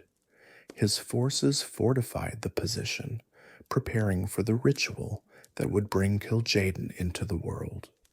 They brought Anvina Teague, a young woman who was actually the mortal avatar of the Sunwell's remaining energies, and prepared to sacrifice her in the summoning. The Shattered Sun offensive formed to stop him. This coalition brought together the Aldor and Scryers, factions that had been rivals in Shattrath, united now against a common threat. The Aldor were Draenei who served the Naru directly, holy warriors whose hatred of the Legion was as deep as their faith was pure. The Scryers were blood elves who had followed Vorenthal, who had renounced Kael'thas's darkness and sought redemption through service to the light. That these two groups could work together was itself remarkable. The history between Draenei and Blood Elves was complicated, involving the Blood Elves' early association with Illidan, who had persecuted the Draenei of Outland. But the threat that Kael'thas represented transcended their differences. Forces from both the Horde and Alliance joined the offensive, recognizing that whatever their differences, allowing Kil'jaeden to enter Azeroth would be catastrophic for everyone. The Shattered Sun Offensive established a staging area on the mainland, across the narrow strait from the Isle of Quel'Thalas. From there, they launched the campaign to retake the sacred island, a gradual and bloody advance that tested every participant to their limits. Kael'thas's forces were dug in, supported by demons from the Burning Legion, and determined to hold long enough for the ritual to be completed. The island itself had been transformed by Kael'thas's occupation. The once sacred ground around the Sunwell was now defiled by demonic corruption, the air thick with fell energies that burned the lungs and fouled the senses. Demons prowled the streets that had once been walked by pilgrims, and undead servants of the Legion stood guard at positions that had once been defended by paladins. The Shattered Sun Offensive had to establish footholds, secure supply lines, and fight through layers of defense before they could reach Kael'thas himself. Each day brought new skirmishes, new casualties, new gains measured in yards rather than miles. The defenders fought with the desperation of those who knew that failure meant eternal damnation, while the attackers were driven by the knowledge that the fate of the world hung in the balance.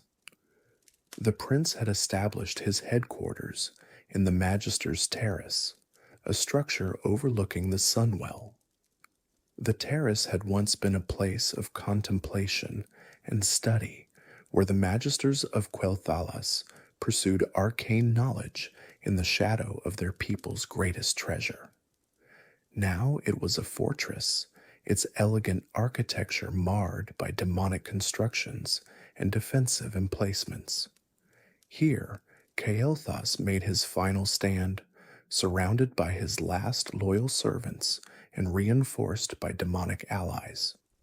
Priestess Delrissa, who had saved him at Tempest Keep, was among them, along with a collection of advisors and guards who had followed their prince into damnation. They knew that the end was approaching, that the forces gathering outside their walls would eventually break through. But they would make that breakthrough as costly as possible. When the forces of the Shattered Sun Offensive finally breached his defenses, they found a Kael'thas who had changed from the composed, if corrupted prince they had faced in Tempest Keep. The famous line that Kael'thas delivered upon engagement would become one of the most quoted phrases in World of Warcraft history. "Don't look so smug. I know what you're thinking, but Tempest Keep was merely a setback." It was a declaration of defiance, an insistence that his previous defeat had meant nothing, that he remained as powerful and as dangerous as ever. But the words rang hollow. Kael'thas was desperate now, his plans falling apart around him, his body sustained only by the fell energies that were consuming him from within.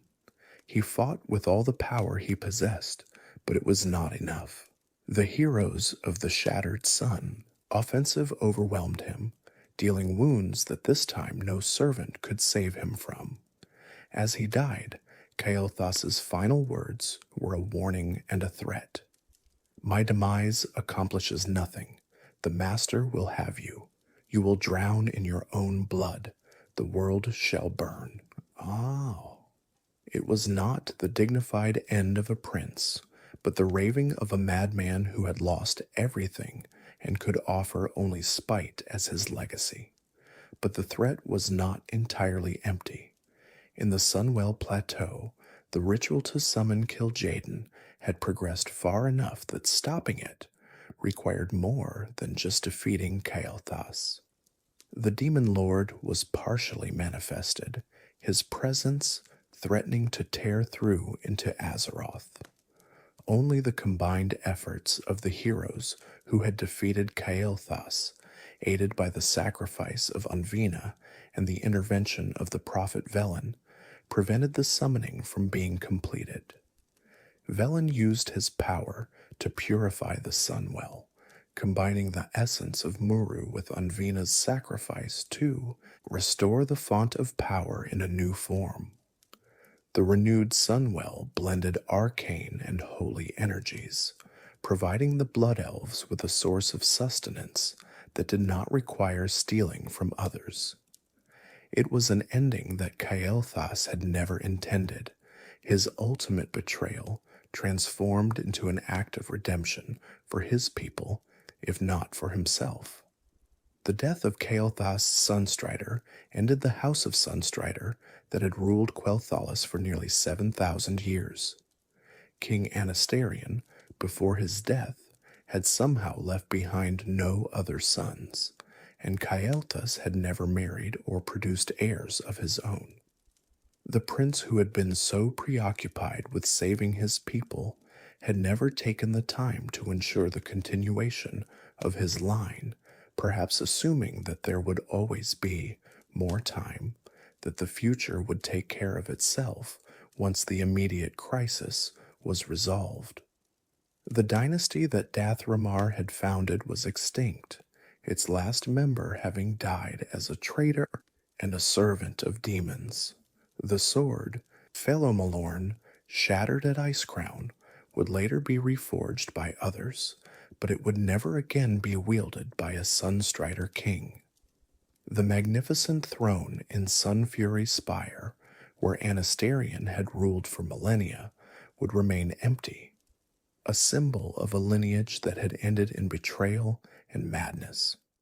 The end of the Sunstriders was a loss that went beyond politics. The dynasty had been the foundation of blood elven identity since the founding of Quel'Thalas. Every major event in the kingdom's history had occurred under Sunstrider rule.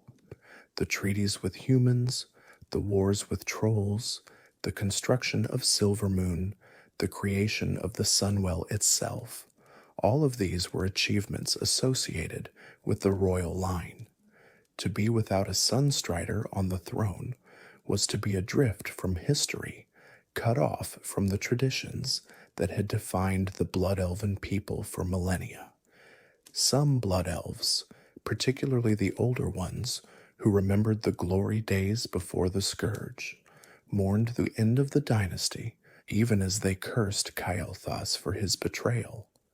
He had been the last link to a golden age that now seemed impossibly distant, the last living connection to the kings who had built Quel'Thalas into a paradise.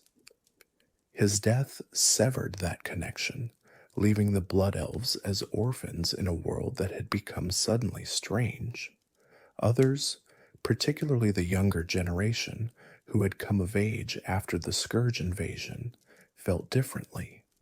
They had known Kael'thas only as a distant figure who had abandoned them, who had promised salvation and delivered betrayal.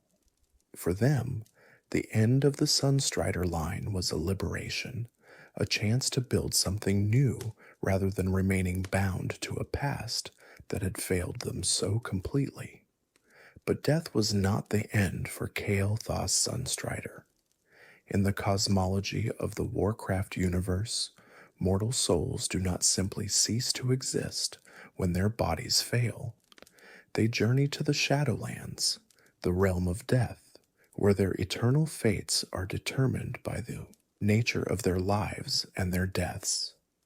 Kael'thas's soul was claimed by Revendreth, one of the realms within the Shadowlands. Revendreth was designed for souls burdened by great sins, a place where the prideful and the wicked could be purged of their flaws through suffering and reflection. The realm itself was a Gothic landscape of towering spires and perpetual twilight, a place where the architecture seemed designed to humble its inhabitants by its sheer oppressive scale. The inhabitants of Revendreth, the Venthyr, were creatures adapted to their realm's purpose. They were noble in bearing, but terrifying in aspect, vampiric beings who fed not on blood, but on the sins of the souls in their care. The process of extracting sin was painful for both parties, but it served a vital cosmic function. It transformed tainted souls into pure ones, preparing them for their eternal destinies while producing anima, the energy that powered the Shadowlands. Every soul that arrived in Revendreth carried sins that weighed it down, that kept it from ascending to the realms of the blessed.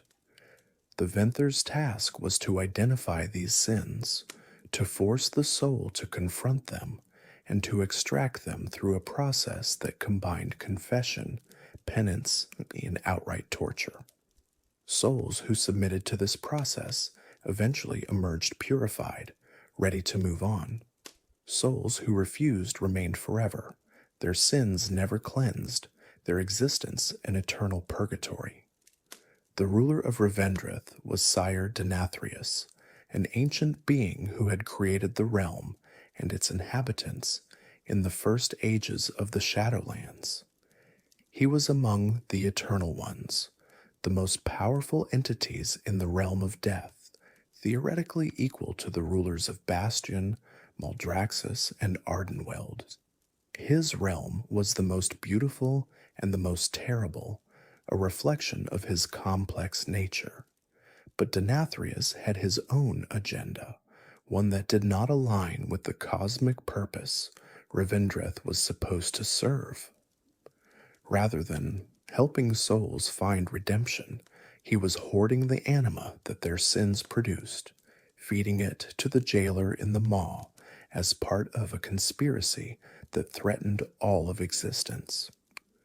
The entire system of the Shadowlands was breaking down because Denathrius was diverting resources to his master, and the souls in his care were suffering for his treachery. Kael'thas became one of Denathrius's special projects.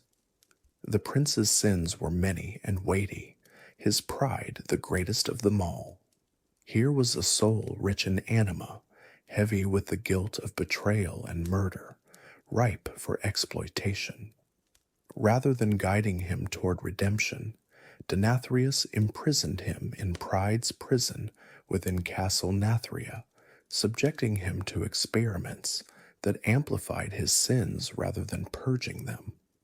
The suffering was immense, designed not to cleanse but to torture, transforming Kael'thas into a weapon that could serve Denathrius's purposes. The experiments added sins to his sinstone that were not his own, burdening him with guilt that he had not earned, driving him to the edge of madness with a weight that no soul should have to bear. He was being turned into a bomb, a concentration of anima and sin that could be detonated for whatever purpose Denathrius chose. The accuser, a Venthyr who served as judge and executioner for souls in Revendreth, took notice of what was being done to Kael'thas. She had been Denathrius's loyal servant, but the corruption she saw in his treatment of souls, like Kael'thas, began to raise doubts in her mind. When mortal champions arrived in Revendreth during the Shadowlands crisis, she found allies who could help her challenge her master's tyranny. The encounter with Kael'thas in Castle Nathria was unlike any previous encounter with the prince. Rather than fighting against him, the heroes fought to save him. The Sun King's salvation encounter required protecting and healing Kael'thas while fending off the forces Denathrius had sent to destroy him. It was a reversal of everything players had experienced in Tempest Keep and Magister's Terrace, a chance to offer the fallen prince something he had never been offered in life: genuine help without ulterior motives. Kael'thas was rescued from Pride's prison and brought to Sinfall, the headquarters of those Venthyr who opposed Denathrius. There, under the accuser's guidance, his true redemption could begin. The process required him to confront his sins honestly, to acknowledge what he had done and why, and to take responsibility for the consequences of his actions. The judgment revealed that Kael'thas's greatest sin was indeed pride. He had believed that he alone could save his people, that his judgment was superior to everyone else's, that the ends justified any means he chose to employ. This pride had led him to accept Kil'jaeden's bargain, to betray everything he had once stood for, to become the very thing he had sworn to destroy. But when given a test that would allow him to demonstrate change, Kael'thas failed. Offered the opportunity to show mercy, he instead boasted about how easily he could burn the world to ashes. The pride that had defined him in life remained, apparently unchanged by death and imprisonment. The accuser realized that Kael'thas could not overcome his sin on his own. Others would have to share his burden. A ritual was performed, allowing the accuser, the Maw Walker, and others to take portions of Kael'thas's pride upon themselves. This shared suffering reduced the weight on his soul, making it possible for him to begin the process of genuine change. It was an act of compassion that Kael'thas had never experienced in life, an offer of help without strings or manipulation. The war against the jailer and Denathrius gave Kael'thas an opportunity to demonstrate his changing nature. He worked alongside the forces opposing the cosmic threat, proving himself a valuable ally despite his complicated history. His magical abilities, honed over centuries, made him an effective combatant against the enemies of Revendreth. His knowledge of demonic forces, gained during his time with Illidan and later with the Legion, proved invaluable in understanding and countering the jailer's schemes. Kael'thas found himself reunited with Lady Vashj, who had also ended up in the Shadowlands after her own death. The Naga Sea Witch had been condemned to Maldraxxus, the realm of military might, where her tactical brilliance made her a valued soldier in the armies of the dead. The reunion was strange for both of them, two former allies meeting again in circumstances neither could have imagined. Their conversations revealed how much both had changed since their days in Outland. Vashj spoke of her own regrets, of the path that had led her from handmaiden of Ashara to servant of Illidan to soldier in the Shadowlands. She had made choices driven by loyalty and necessity, not so different from the choices Kael'thas had made. Neither of them had intended to become what they became. They had simply tried to survive in a universe that seemed determined to destroy them. Together, they hunted the Nathrezim infiltrators who had served Denathrius, demons who had planted themselves throughout the Shadowlands as agents of the jailer's conspiracy. This work required the skills both had developed in life. Kael'thas's magical prowess and Vashti's tactical cunning combined in pursuit of a cause that was genuinely righteous. It was a new experience for both of them, fighting on the side of cosmic good without ulterior motives or desperate bargains. A pivotal moment came when Kael'thas learned that Quel'Thalas, the lich whose resurrection had required the corruption of the Sunwell, had been permanently destroyed at the Sanctum of Domination. His initial reaction was frustration. The kill should have been his, the vengeance for Silvermoon rightfully belonging to the prince whose kingdom Quel'Thalas' resurrection had destroyed. The rage he felt was familiar, the same fury that had driven him throughout his life and death.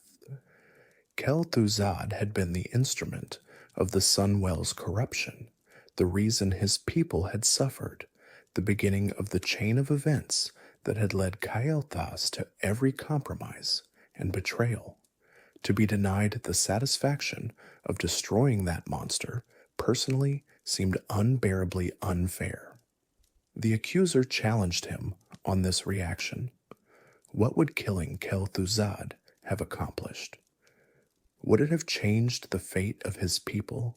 Would it have undone the corruption of the Sunwell or restored the dead to life? Kael'thas faltered, forced to confront a truth he had avoided for years.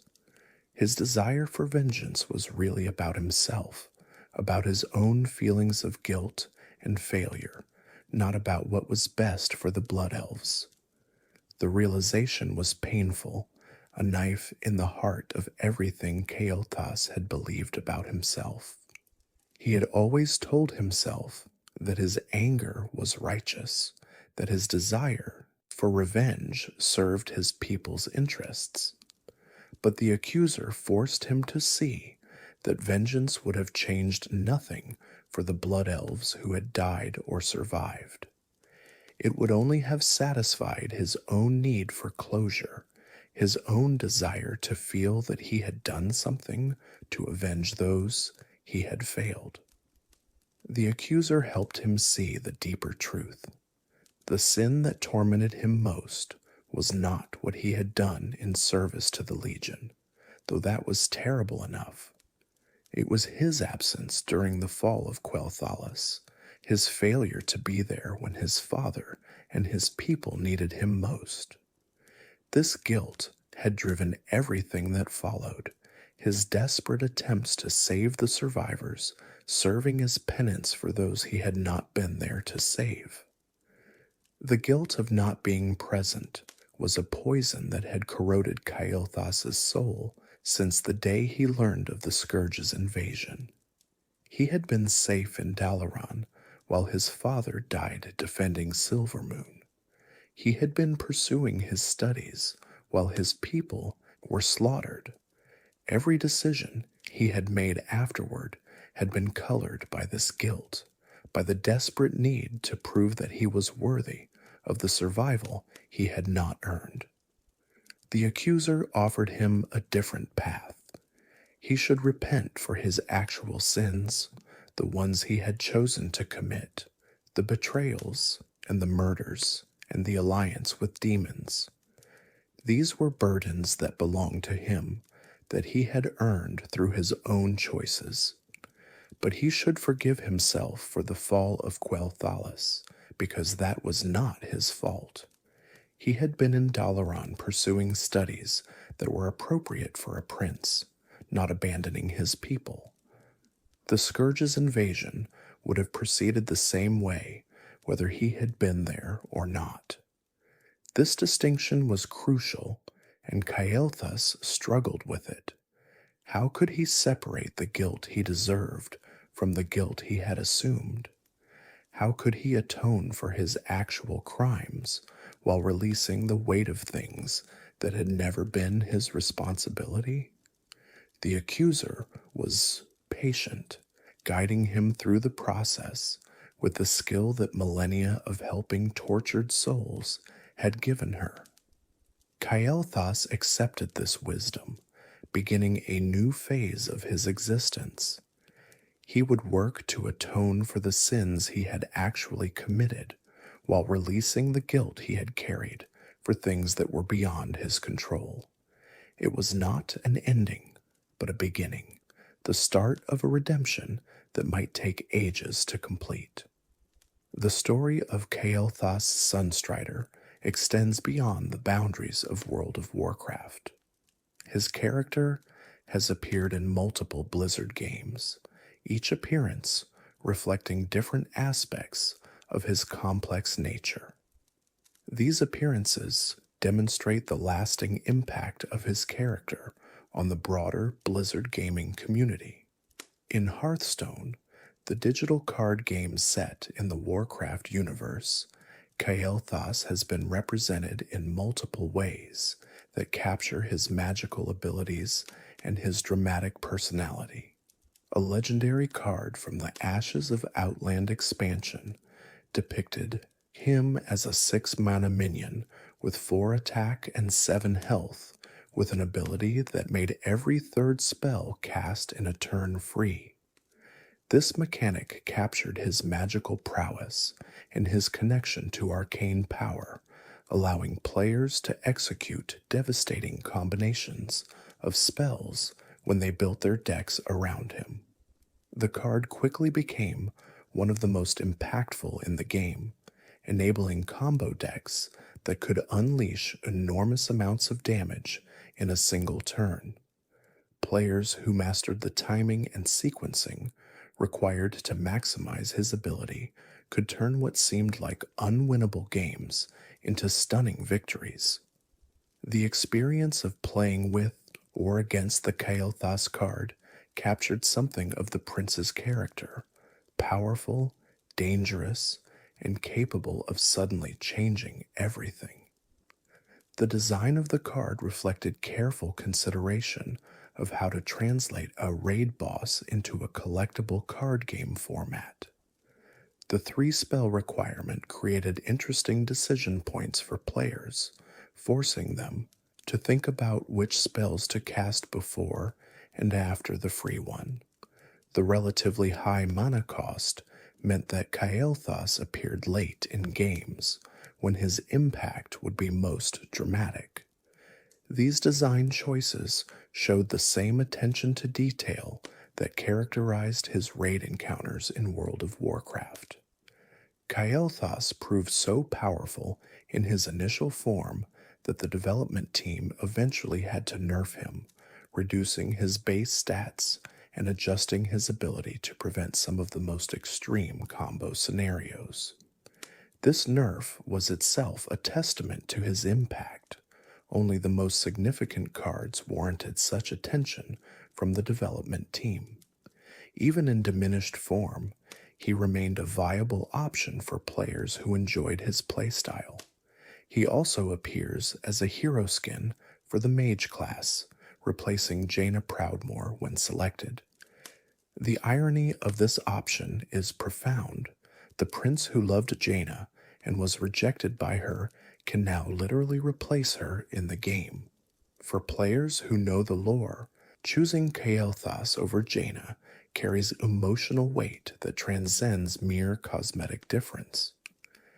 In Hearthstone Battlegrounds, Kael'thas has served as a playable hero with his own unique abilities. The game mode's rotating cast of characters has featured him at various points, allowing players to command armies under his banner in battles that follow different rules from the standard game. Heroes of the Storm, Blizzard's now retired crossover fighting game, featured Kael'thas as a playable assassin character. His abilities in that game reflected his mastery of fire and arcane magic, translated into a multiplayer online battle arena format that emphasized quick reflexes and strategic thinking. Flamestrike dealt area damage after a delay, requiring players to predict where enemies would be rather than where they were. Living Bomb attached a damaging effect that exploded after a timer, spreading to nearby enemies and creating chain reactions that could devastate grouped opponents. Gravity Lapse stunned enemies caught in its effect, providing crowd control that could set up kills for teammates. His heroic abilities offered a choice between Phoenix, summoning the legendary Firebird Alar to damage an area over time, and Pyroblast, a devastating single-target nuke that tracked its target across the battlefield.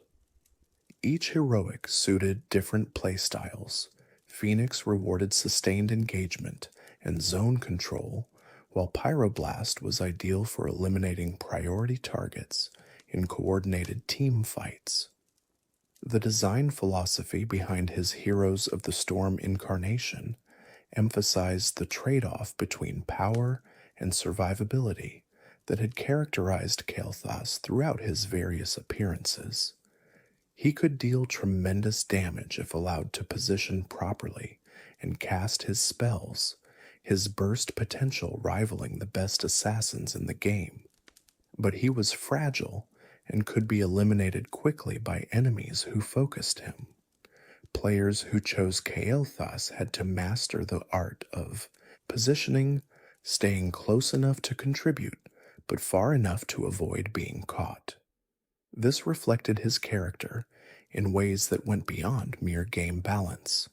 Ambitious and powerful, but ultimately vulnerable.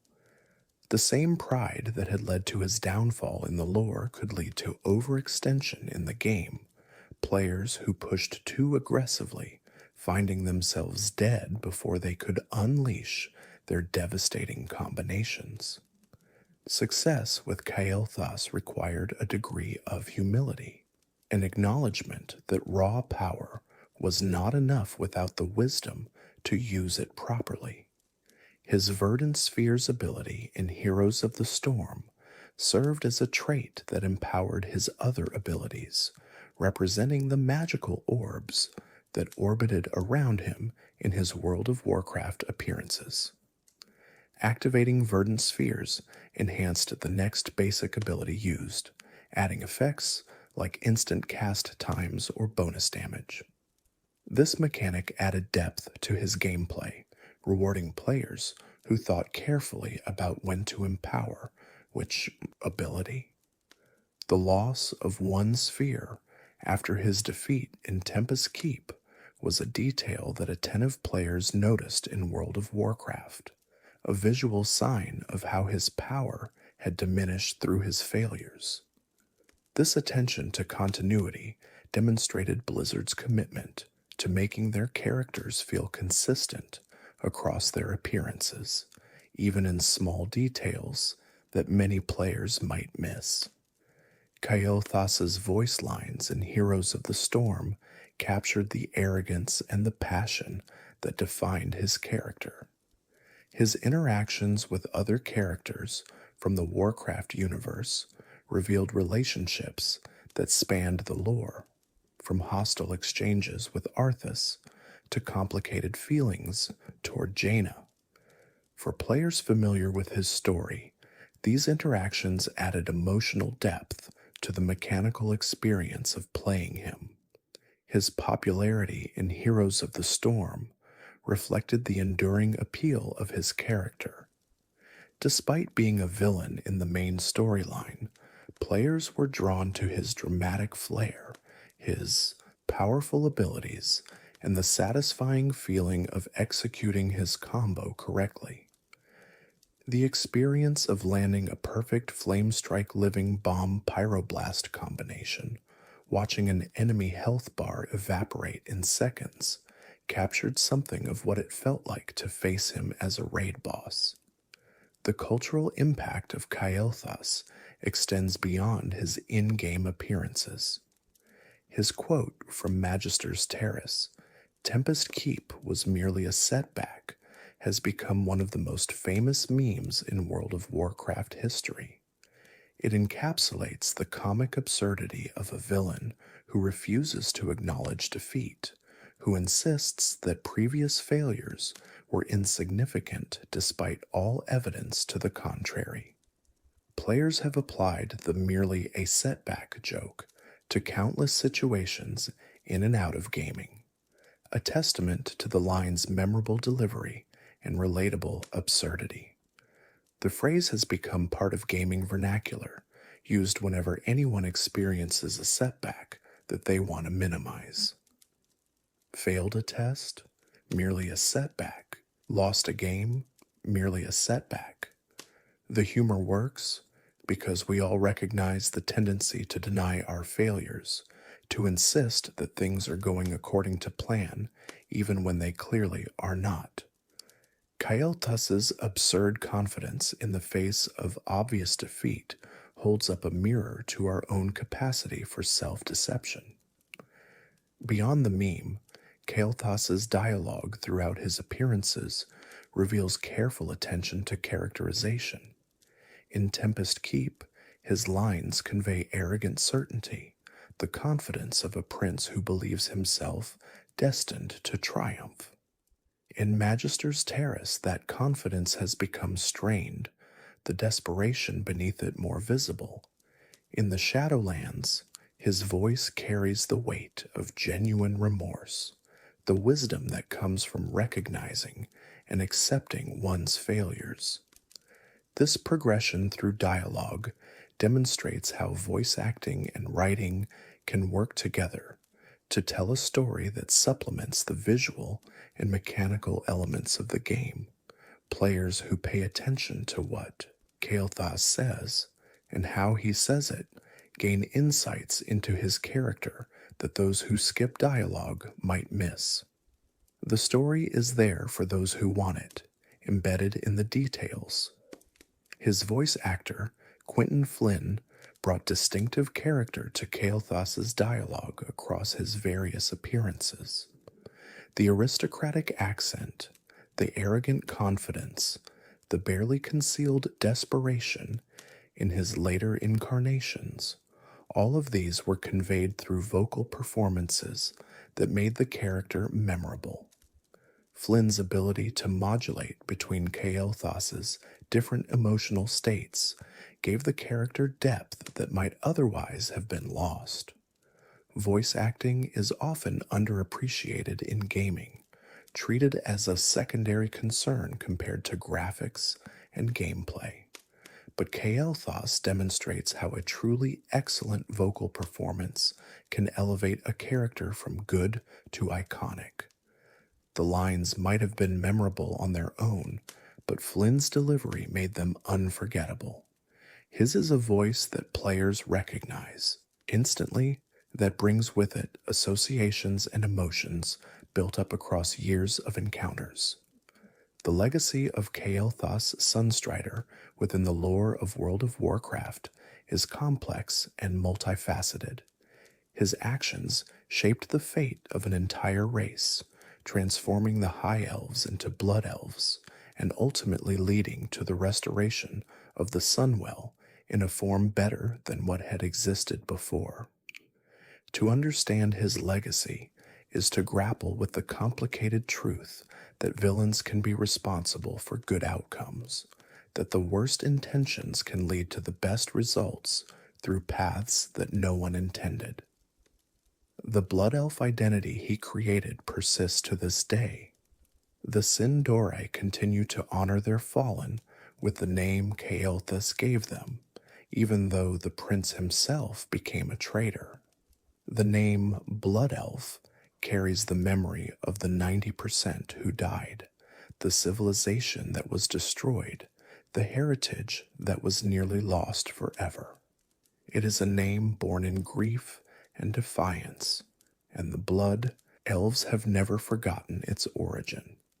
The green eyes that marked the Blood Elves for years, the result of exposure to fell energies that Kael'thas encouraged, have largely faded now that the Sunwell has been restored.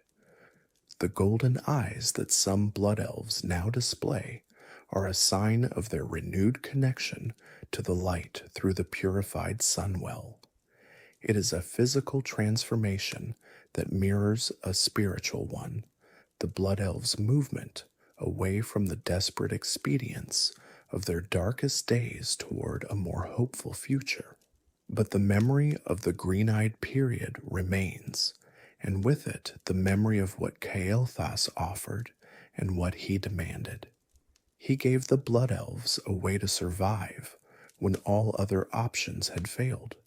He taught them to take magic rather than depend on it, to become predators rather than victims. These teachings saved lives, but they also corrupted souls. The line between survival and damnation proved difficult to walk, and many Blood Elves fell on the wrong side. Lor'themar Theron continues to rule Quel'Thalas as Regent Lord, declining to take the title of King despite the extinction of the Sunstrider line. His decision reflects both respect for the past and awareness of its complexities. Kael'thas had decreed that his father Anastarion would be the last king of Quel'Thalas, and Lor'themar has chosen to honor that decree, even though the prince who made it later betrayed everything he stood for. There is wisdom in Lor'themar's restraint. To take the title of king would be to start a new dynasty, to claim for himself an authority that belongs to an extinct line. By remaining regent, Lor'themar acknowledges that his authority derives from appointment rather than birthright, that he serves the Blood Elf people rather than ruling them by divine right.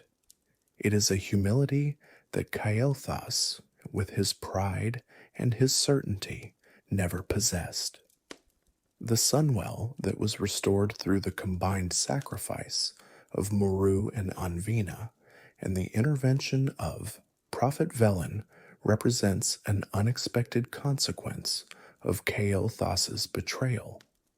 Had he not attacked Silvermoon to reclaim Muru, had the ritual to summon Kil'jaeden not threatened Azeroth, the circumstances that led to the Sunwell's restoration might never have occurred. In a twisted way, the prince's ultimate betrayal enabled the salvation of his people. The restored Sunwell is fundamentally different from the original.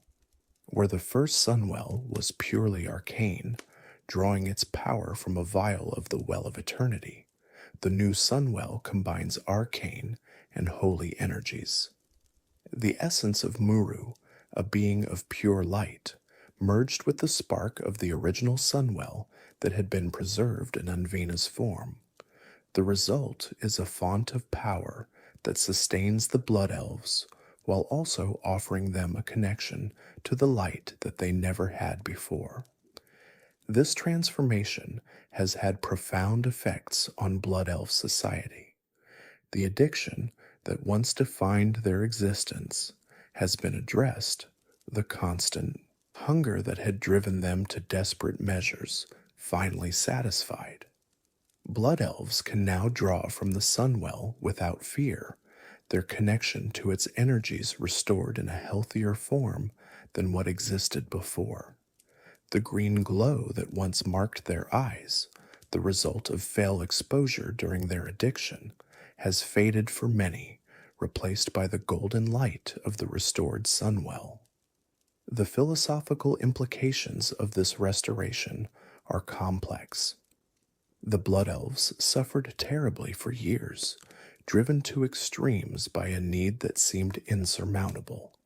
They allied with questionable forces, practiced forbidden magic, and followed a prince who led them to damnation. And yet, at the end of all that suffering, they emerged in a better position than before. The Sunwell they now possess is superior to the one that was lost, its dual nature offering possibilities that the original never had. Does this mean that the suffering was worth it? Does the positive outcome justify the terrible path that led to it? These questions have no easy answers, and Blood Elf philosophers debate them to this day. Some argue that the restoration vindicates the choices that were made, that the ends did justify the means. Others maintain that the suffering was still wrong, that a better outcome does not excuse the crimes committed in its pursuit. The Blood Elves themselves have grappled with the legacy of their fallen prince. He was their leader during their darkest hours, the one who gave them their name and their purpose. He promised to save them, and in some ways he did, providing the magical sustenance that kept them alive during the years when no other solution existed. That he later betrayed them does not erase the earlier service, though it certainly complicates their feelings about him.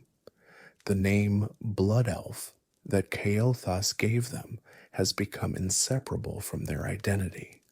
They are the Sindore, the children of blood, carrying the memory of their fallen in everything they do. This name was meant to be temporary, a marker of their current struggle rather than a permanent identity. But it has endured, becoming the way they define themselves to the world. Even those who curse Kael'thas's memory still bear the name he chose for them. The monuments and memorials throughout Quel'Thalas carefully avoid mentioning Kael'thas by name. The Sunstrider dynasty is honored, and Astarion's sacrifice remembered, but the last prince is conspicuously absent from official commemorations. This silence speaks volumes about how the Blood Elves feel. They cannot quite bring themselves to celebrate him, but they also cannot fully condemn the one who gave them their name and kept them alive during their darkest hours. The sword, Felo'melorn, which was shattered during Kael'thas's battle with Arthas in Northrend, was later reforged. The fragments of the legendary blade were recovered from the frozen battlefields of Icecrown, preserved by the cold that had claimed so many lives. Master smiths and enchanters worked together to restore what had been broken, fusing the pieces back together and rekindling the enchantments that had made the sword so formidable. During the Legion expansion, the reforged Felo'melorn became one of the artifact weapons wielded by player characters, specifically by fire mages. The weapon that had passed through the hands of Dath'Remar, Astarion, and Kael'thas found new wielders who would carry it into battles that the Sunstrider kings could never have imagined. Against the Burning Legion itself, the sword that a Sunstrider prince had once wielded in service to that same legion was turned against its demons. The irony of this transformation was not lost on those who understood the blade's history. Kael'thas had shattered Felo'melorn in battle against Arthas, the destroyer of his kingdom. He had then served the legion that created Arthas, and now the reforged sword was being used to destroy the legion itself. The weapon had come full circle, its story intertwining with the great conflicts of the Warcraft universe in ways that its original creator could never have anticipated. The themes embedded in Kael'thas's story resonate beyond the specific details of his narrative. Pride leading to downfall is one of the oldest stories in human literature, and Kael'thas embodies it thoroughly. His certainty that he knew best, that he alone could save his people, that any bargain was acceptable if it served his goals, all of these led inevitably to his destruction. He is a cautionary tale about the dangers of arrogance, of believing that good intentions excuse any action, of losing oneself in the pursuit of noble goals. The theme of desperation and its corrosive effects runs throughout his story. Kael'thas did not become a villain through malice or evil intention. He became a villain through a series of choices that each seemed necessary at the time, each motivated by genuine concern for his people's survival. The path to darkness is often paved with such necessary choices, each one making the next darker choice seem more acceptable. There is a lesson here about the importance of maintaining moral boundaries, even in crisis. Kael'thas told himself that the rules did not apply in his situation, that the extremity of his people's suffering justified any expedient. But rules exist precisely for extreme situations. They are the guardrails that keep us from driving off the cliff when the pressure is greatest. By abandoning those guardrails, Kael'thas lost himself long before he lost his soul. The relationship between leader and people is another theme that Kael'thas's story explores. He took upon himself the burden of saving the Blood Elves, refusing to share that burden or accept help from others. This approach, born of pride and guilt, made him vulnerable to manipulation and eventually led him to betray the very people he was trying to save. A wise leader knows the limits of individual action, knows when to delegate and when to trust others. Kael'thas never learned this lesson until it was too late. But the Shadowlands redemption arc adds complexity to this simple morality tale. Kael'thas was not merely punished for his sins. He was offered the opportunity to change, to grow, to become something better than what he had been. The possibility of redemption, even for those who have committed terrible acts, is a hopeful note in what would otherwise be a purely tragic story. It suggests that no one is beyond salvation, that the worst crimes can be atoned for if the sinner is willing to do the work. The concept of earned versus assumed guilt is central to Kael'thas's redemption. He carried two kinds of guilt: guilt for things he had actually done, and guilt for things that were beyond his control. Learning to distinguish between these two categories, to take responsibility for the former while releasing the latter, was essential to his spiritual progress.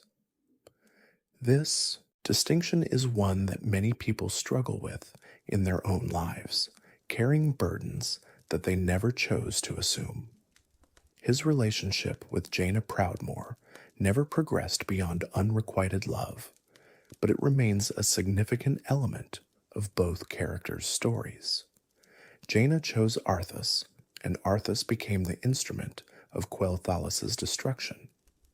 Kael'thas saw in Arthas not just the murderer of his father and his people, but the rival who had stolen the woman he loved. Personal and political grievances merged into a hatred that consumed the prince's better nature. In Dalaran, Jaina later conjured visions of the Kirin Tor's history, identifying Kael'thas as one of its greatest traitors. The prince, who had once been a respected member of the Council of Six, who had contributed his wisdom and power to the governance of magical affairs, was remembered primarily for his fall from grace. Whatever good he had done was overshadowed by the evil he embraced. The story of Kael'thas is, in many ways, a story about desperation and the terrible choices it can drive people to make. He was not a villain in the beginning. He was a prince who loved his people and wanted to save them. The love he felt was genuine, rooted in centuries of service and preparation for the throne he expected to inherit. Every step he took toward darkness was motivated by that desire to save, to protect, to preserve what remained of his civilization after the Scourge had destroyed so much. The psychology of Kael'thas's fall is worth examining in detail. He began from a position of privilege and power, the heir to a great kingdom, a respected member of the Kirin Tor, a mage of exceptional ability. The fall of Quel'Thalas stripped away everything that had defined his identity: his kingdom, his father, his future as king, the civilization that had nurtured him. In that moment of absolute loss, he was vulnerable in ways he had never been before. The guilt he felt over his absence during the invasion was the seed from which his later corruption grew. A prince who had been present, who had fought and fallen with his father, would not have carried the same burden. Kael'thas survived because he was elsewhere, and that survival came with a cost that he never fully processed. Every decision he made afterward was an attempt to justify that survival, to prove that his life had been worth saving. This dynamic created a vulnerability that Kil'jaeden would later exploit. Kael'thas needed to be the savior of his people, needed to be the one who found the solution that no one else could provide. This need made him willing to consider options that a more secure person would have rejected.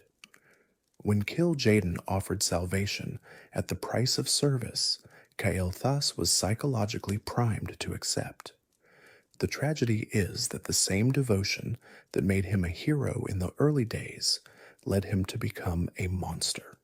He sacrificed his principles in stages, each compromise seeming necessary in the moment, until he found himself serving the very demons who had orchestrated his people's destruction.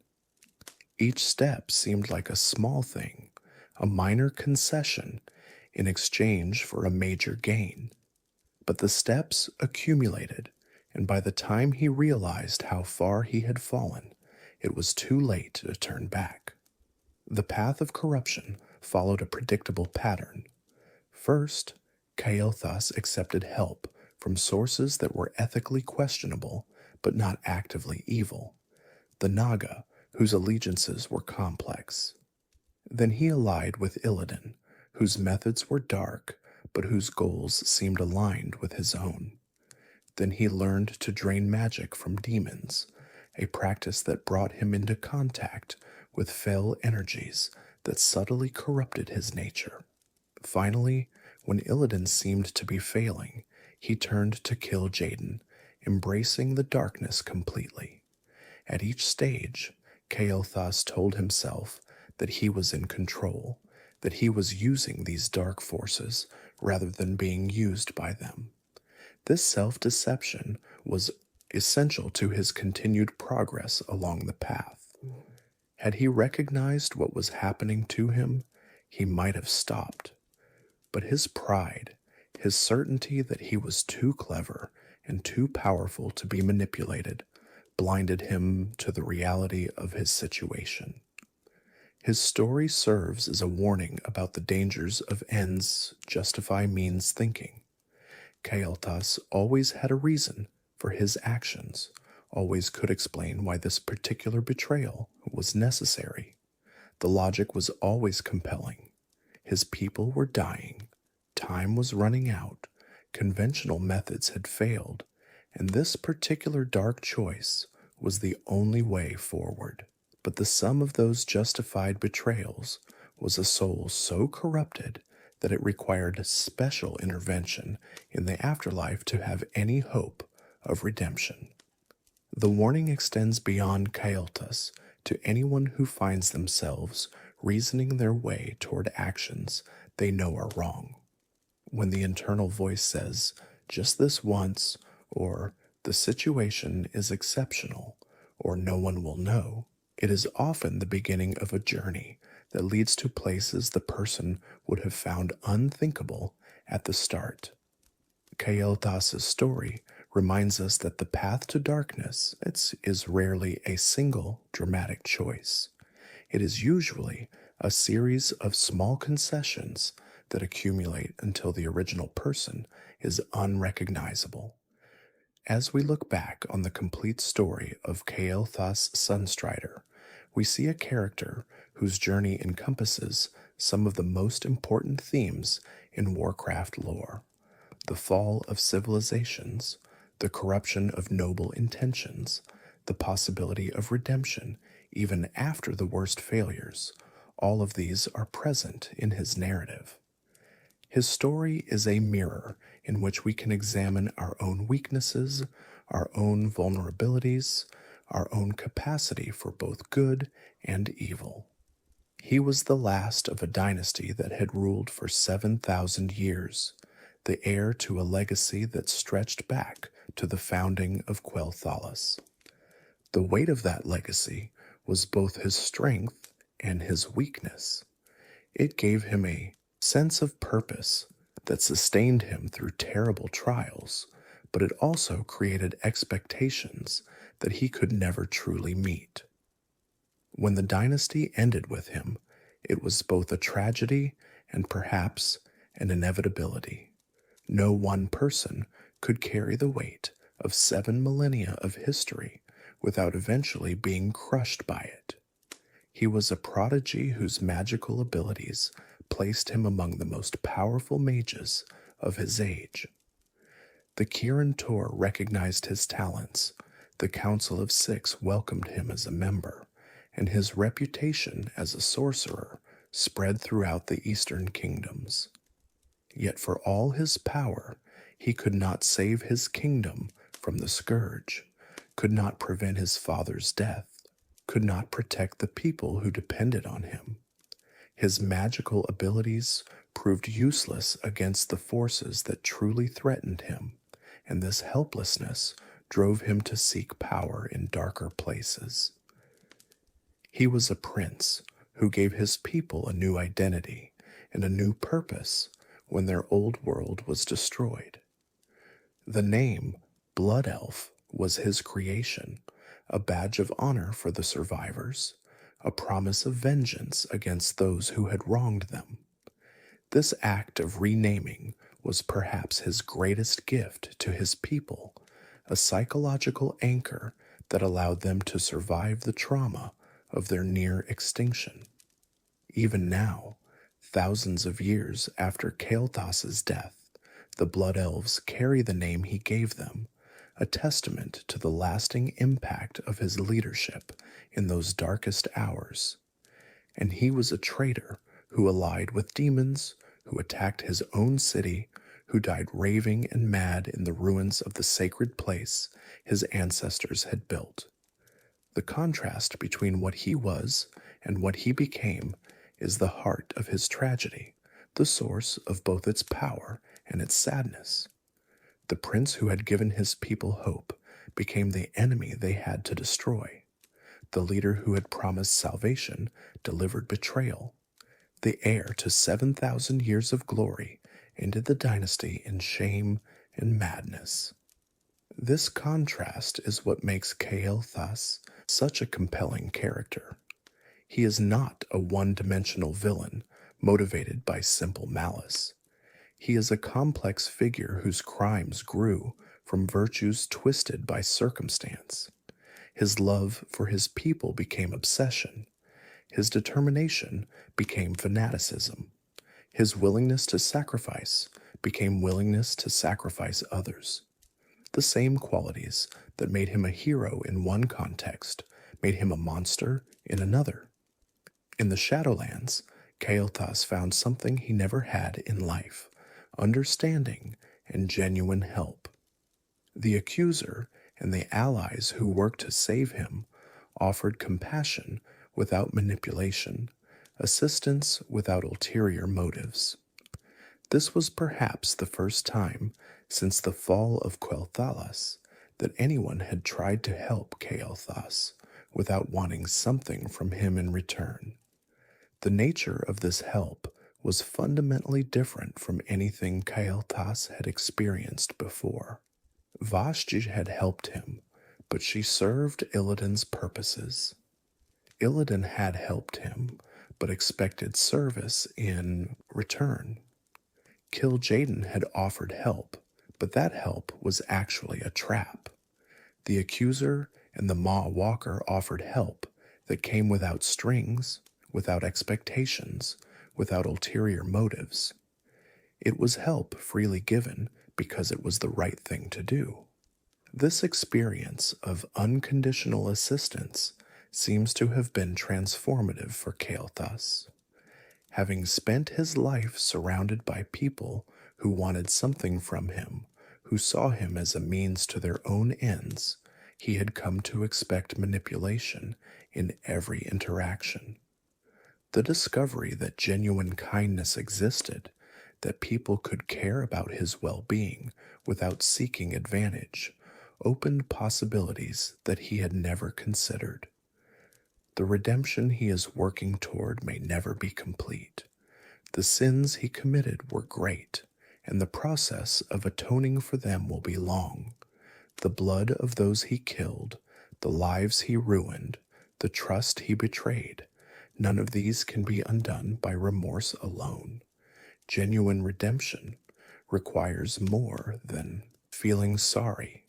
It requires transformation, requires becoming someone who would never make the choices that led to the crimes in the first place. But the possibility exists, which is more than he had when he died raving on the Isle of Quel'Thalas. He has been given a chance to become something better than what he was, and whether he succeeds will depend on choices yet to be made. The Shadowlands provides a framework for this redemption, a structure within which souls can be transformed if they are willing to do the work.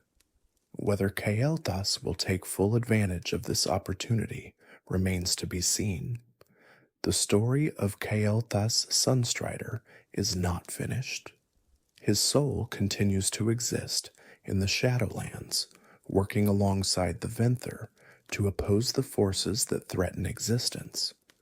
What role he might play in future events remains to be seen, but his story has proven that endings can become beginnings, that the worst falls can lead to the chance for rising again. There is hope in this continuing story, hope that transcends the tragedy that preceded it. If Kael'thas can be redeemed, then perhaps anyone can. If a soul as corrupted as his can find its way back to the light, then the darkness is never truly final. This is one of the great promises of the Warcraft universe, that no matter how far one falls, the climb back up remains possible for those who are willing to make it.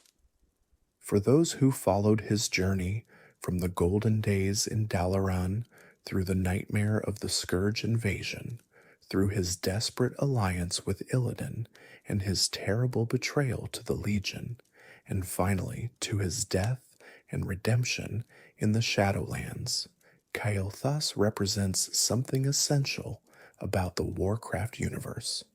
It is a world where heroes can fall and villains can be redeemed, where the choices characters make matter and have consequences that echo across eternity. The complexity of his character invites us to move beyond simple judgments of good and evil. Kael'thas did terrible things, but he did them for reasons that we can understand, even if we cannot condone them.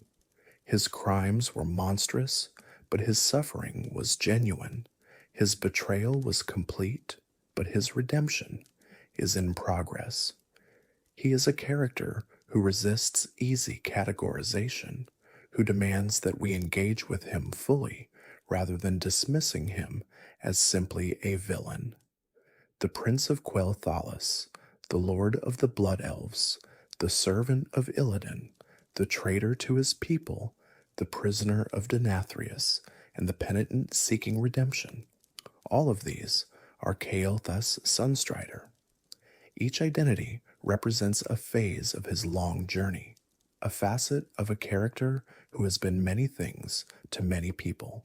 His story is one of the richest and most complex in all of Warcraft lore, a tale that rewards contemplation and invites understanding even of its darkest moments.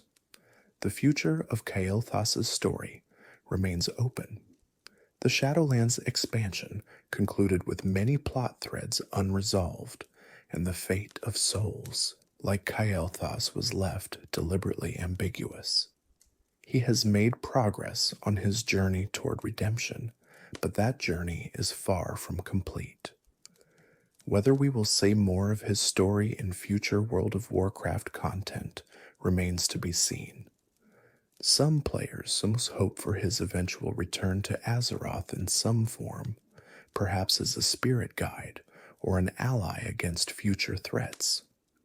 The Shadowlands establish that souls can interact with the living world under certain circumstances, and Kael'thas's unique knowledge and abilities could be valuable in conflicts to come. His understanding of fell magic, his experience with demonic manipulation, and his insight into the psychology of desperation could all prove useful. Others believe that his story has been told to its natural conclusion, that any further appearances would diminish the impact of his redemption arc. There is something powerful about leaving his fate uncertain, about trusting players to imagine the continuing journey that lies ahead for him. Not every story needs a definitive ending. Sometimes the most meaningful conclusions are the ones that invite contemplation. Whatever the future holds, Kael'thas Sunstrider has left an indelible mark on the Warcraft universe. His story spans 3 decades of real-world time, from his introduction in Warcraft 3 through his roles in multiple World of Warcraft expansions. He has been a protagonist and an antagonist, a savior and a betrayer, a victim and a perpetrator. His complexity has made him one of the most discussed characters in the franchise. For players who first encountered him as a raid boss, he represented a formidable challenge and a source of valuable loot. For those who learned his backstory, he became something more, a tragic figure whose downfall resulted from understandable, if inexcusable, choices. For those who followed him into the Shadowlands, he offered a message of hope, a demonstration that even the most corrupted souls could find their way back toward the light. The story of Kael'thas Sunstrider, then, is really a story about all of us. It asks us to consider how we would respond to impossible situations, whether we would make the same choices he made if we faced the same pressures. It challenges us to think about the nature of redemption, about whether and how people can change, about what it means to take responsibility for our actions. These are questions that extend far beyond gaming, touching on fundamental aspects of human nature. That a video game character can provoke such contemplation is a testament to the craft and care that went into his creation. Kael'thas is not just a collection of abilities and statistics. He is a character whose story resonates with anyone who has ever faced difficult choices or struggled with the consequences of their decisions.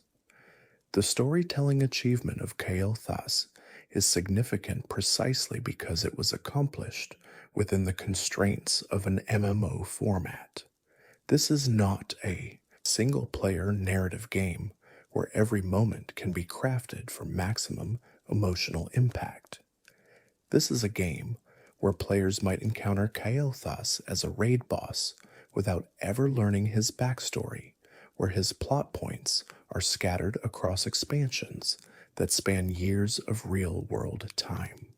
Yet despite these challenges, his story coheres into something meaningful. The fact that so many players know and care about Kael'thas, that discussions of his character continue years after his major story arcs concluded, speaks to the power of well-crafted serialized storytelling. His story was told in pieces, some in cutscenes, some in quest text, some in raid encounters, some in other games entirely. Players who wanted the full picture had to seek it out, assembling fragments from different sources.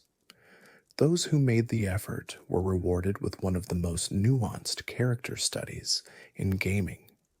If you enjoyed this exploration of Kael'thas Sunstrider's story, please consider liking this video and subscribing to the channel for more tales from the world of Azeroth. The history of Warcraft is filled with complex characters and epic struggles, and we look forward to sharing more of them with you. Sleep well, and may you find your own path to redemption, whatever shadows you have passed through. Remember that even the darkest nights eventually give way to dawn, that the worst failures can become the foundation for future triumph. The story of Kael'thas teaches us that it is never too late to change, never too late to seek forgiveness, never too late to become something better than what we were. May his journey inspire your own.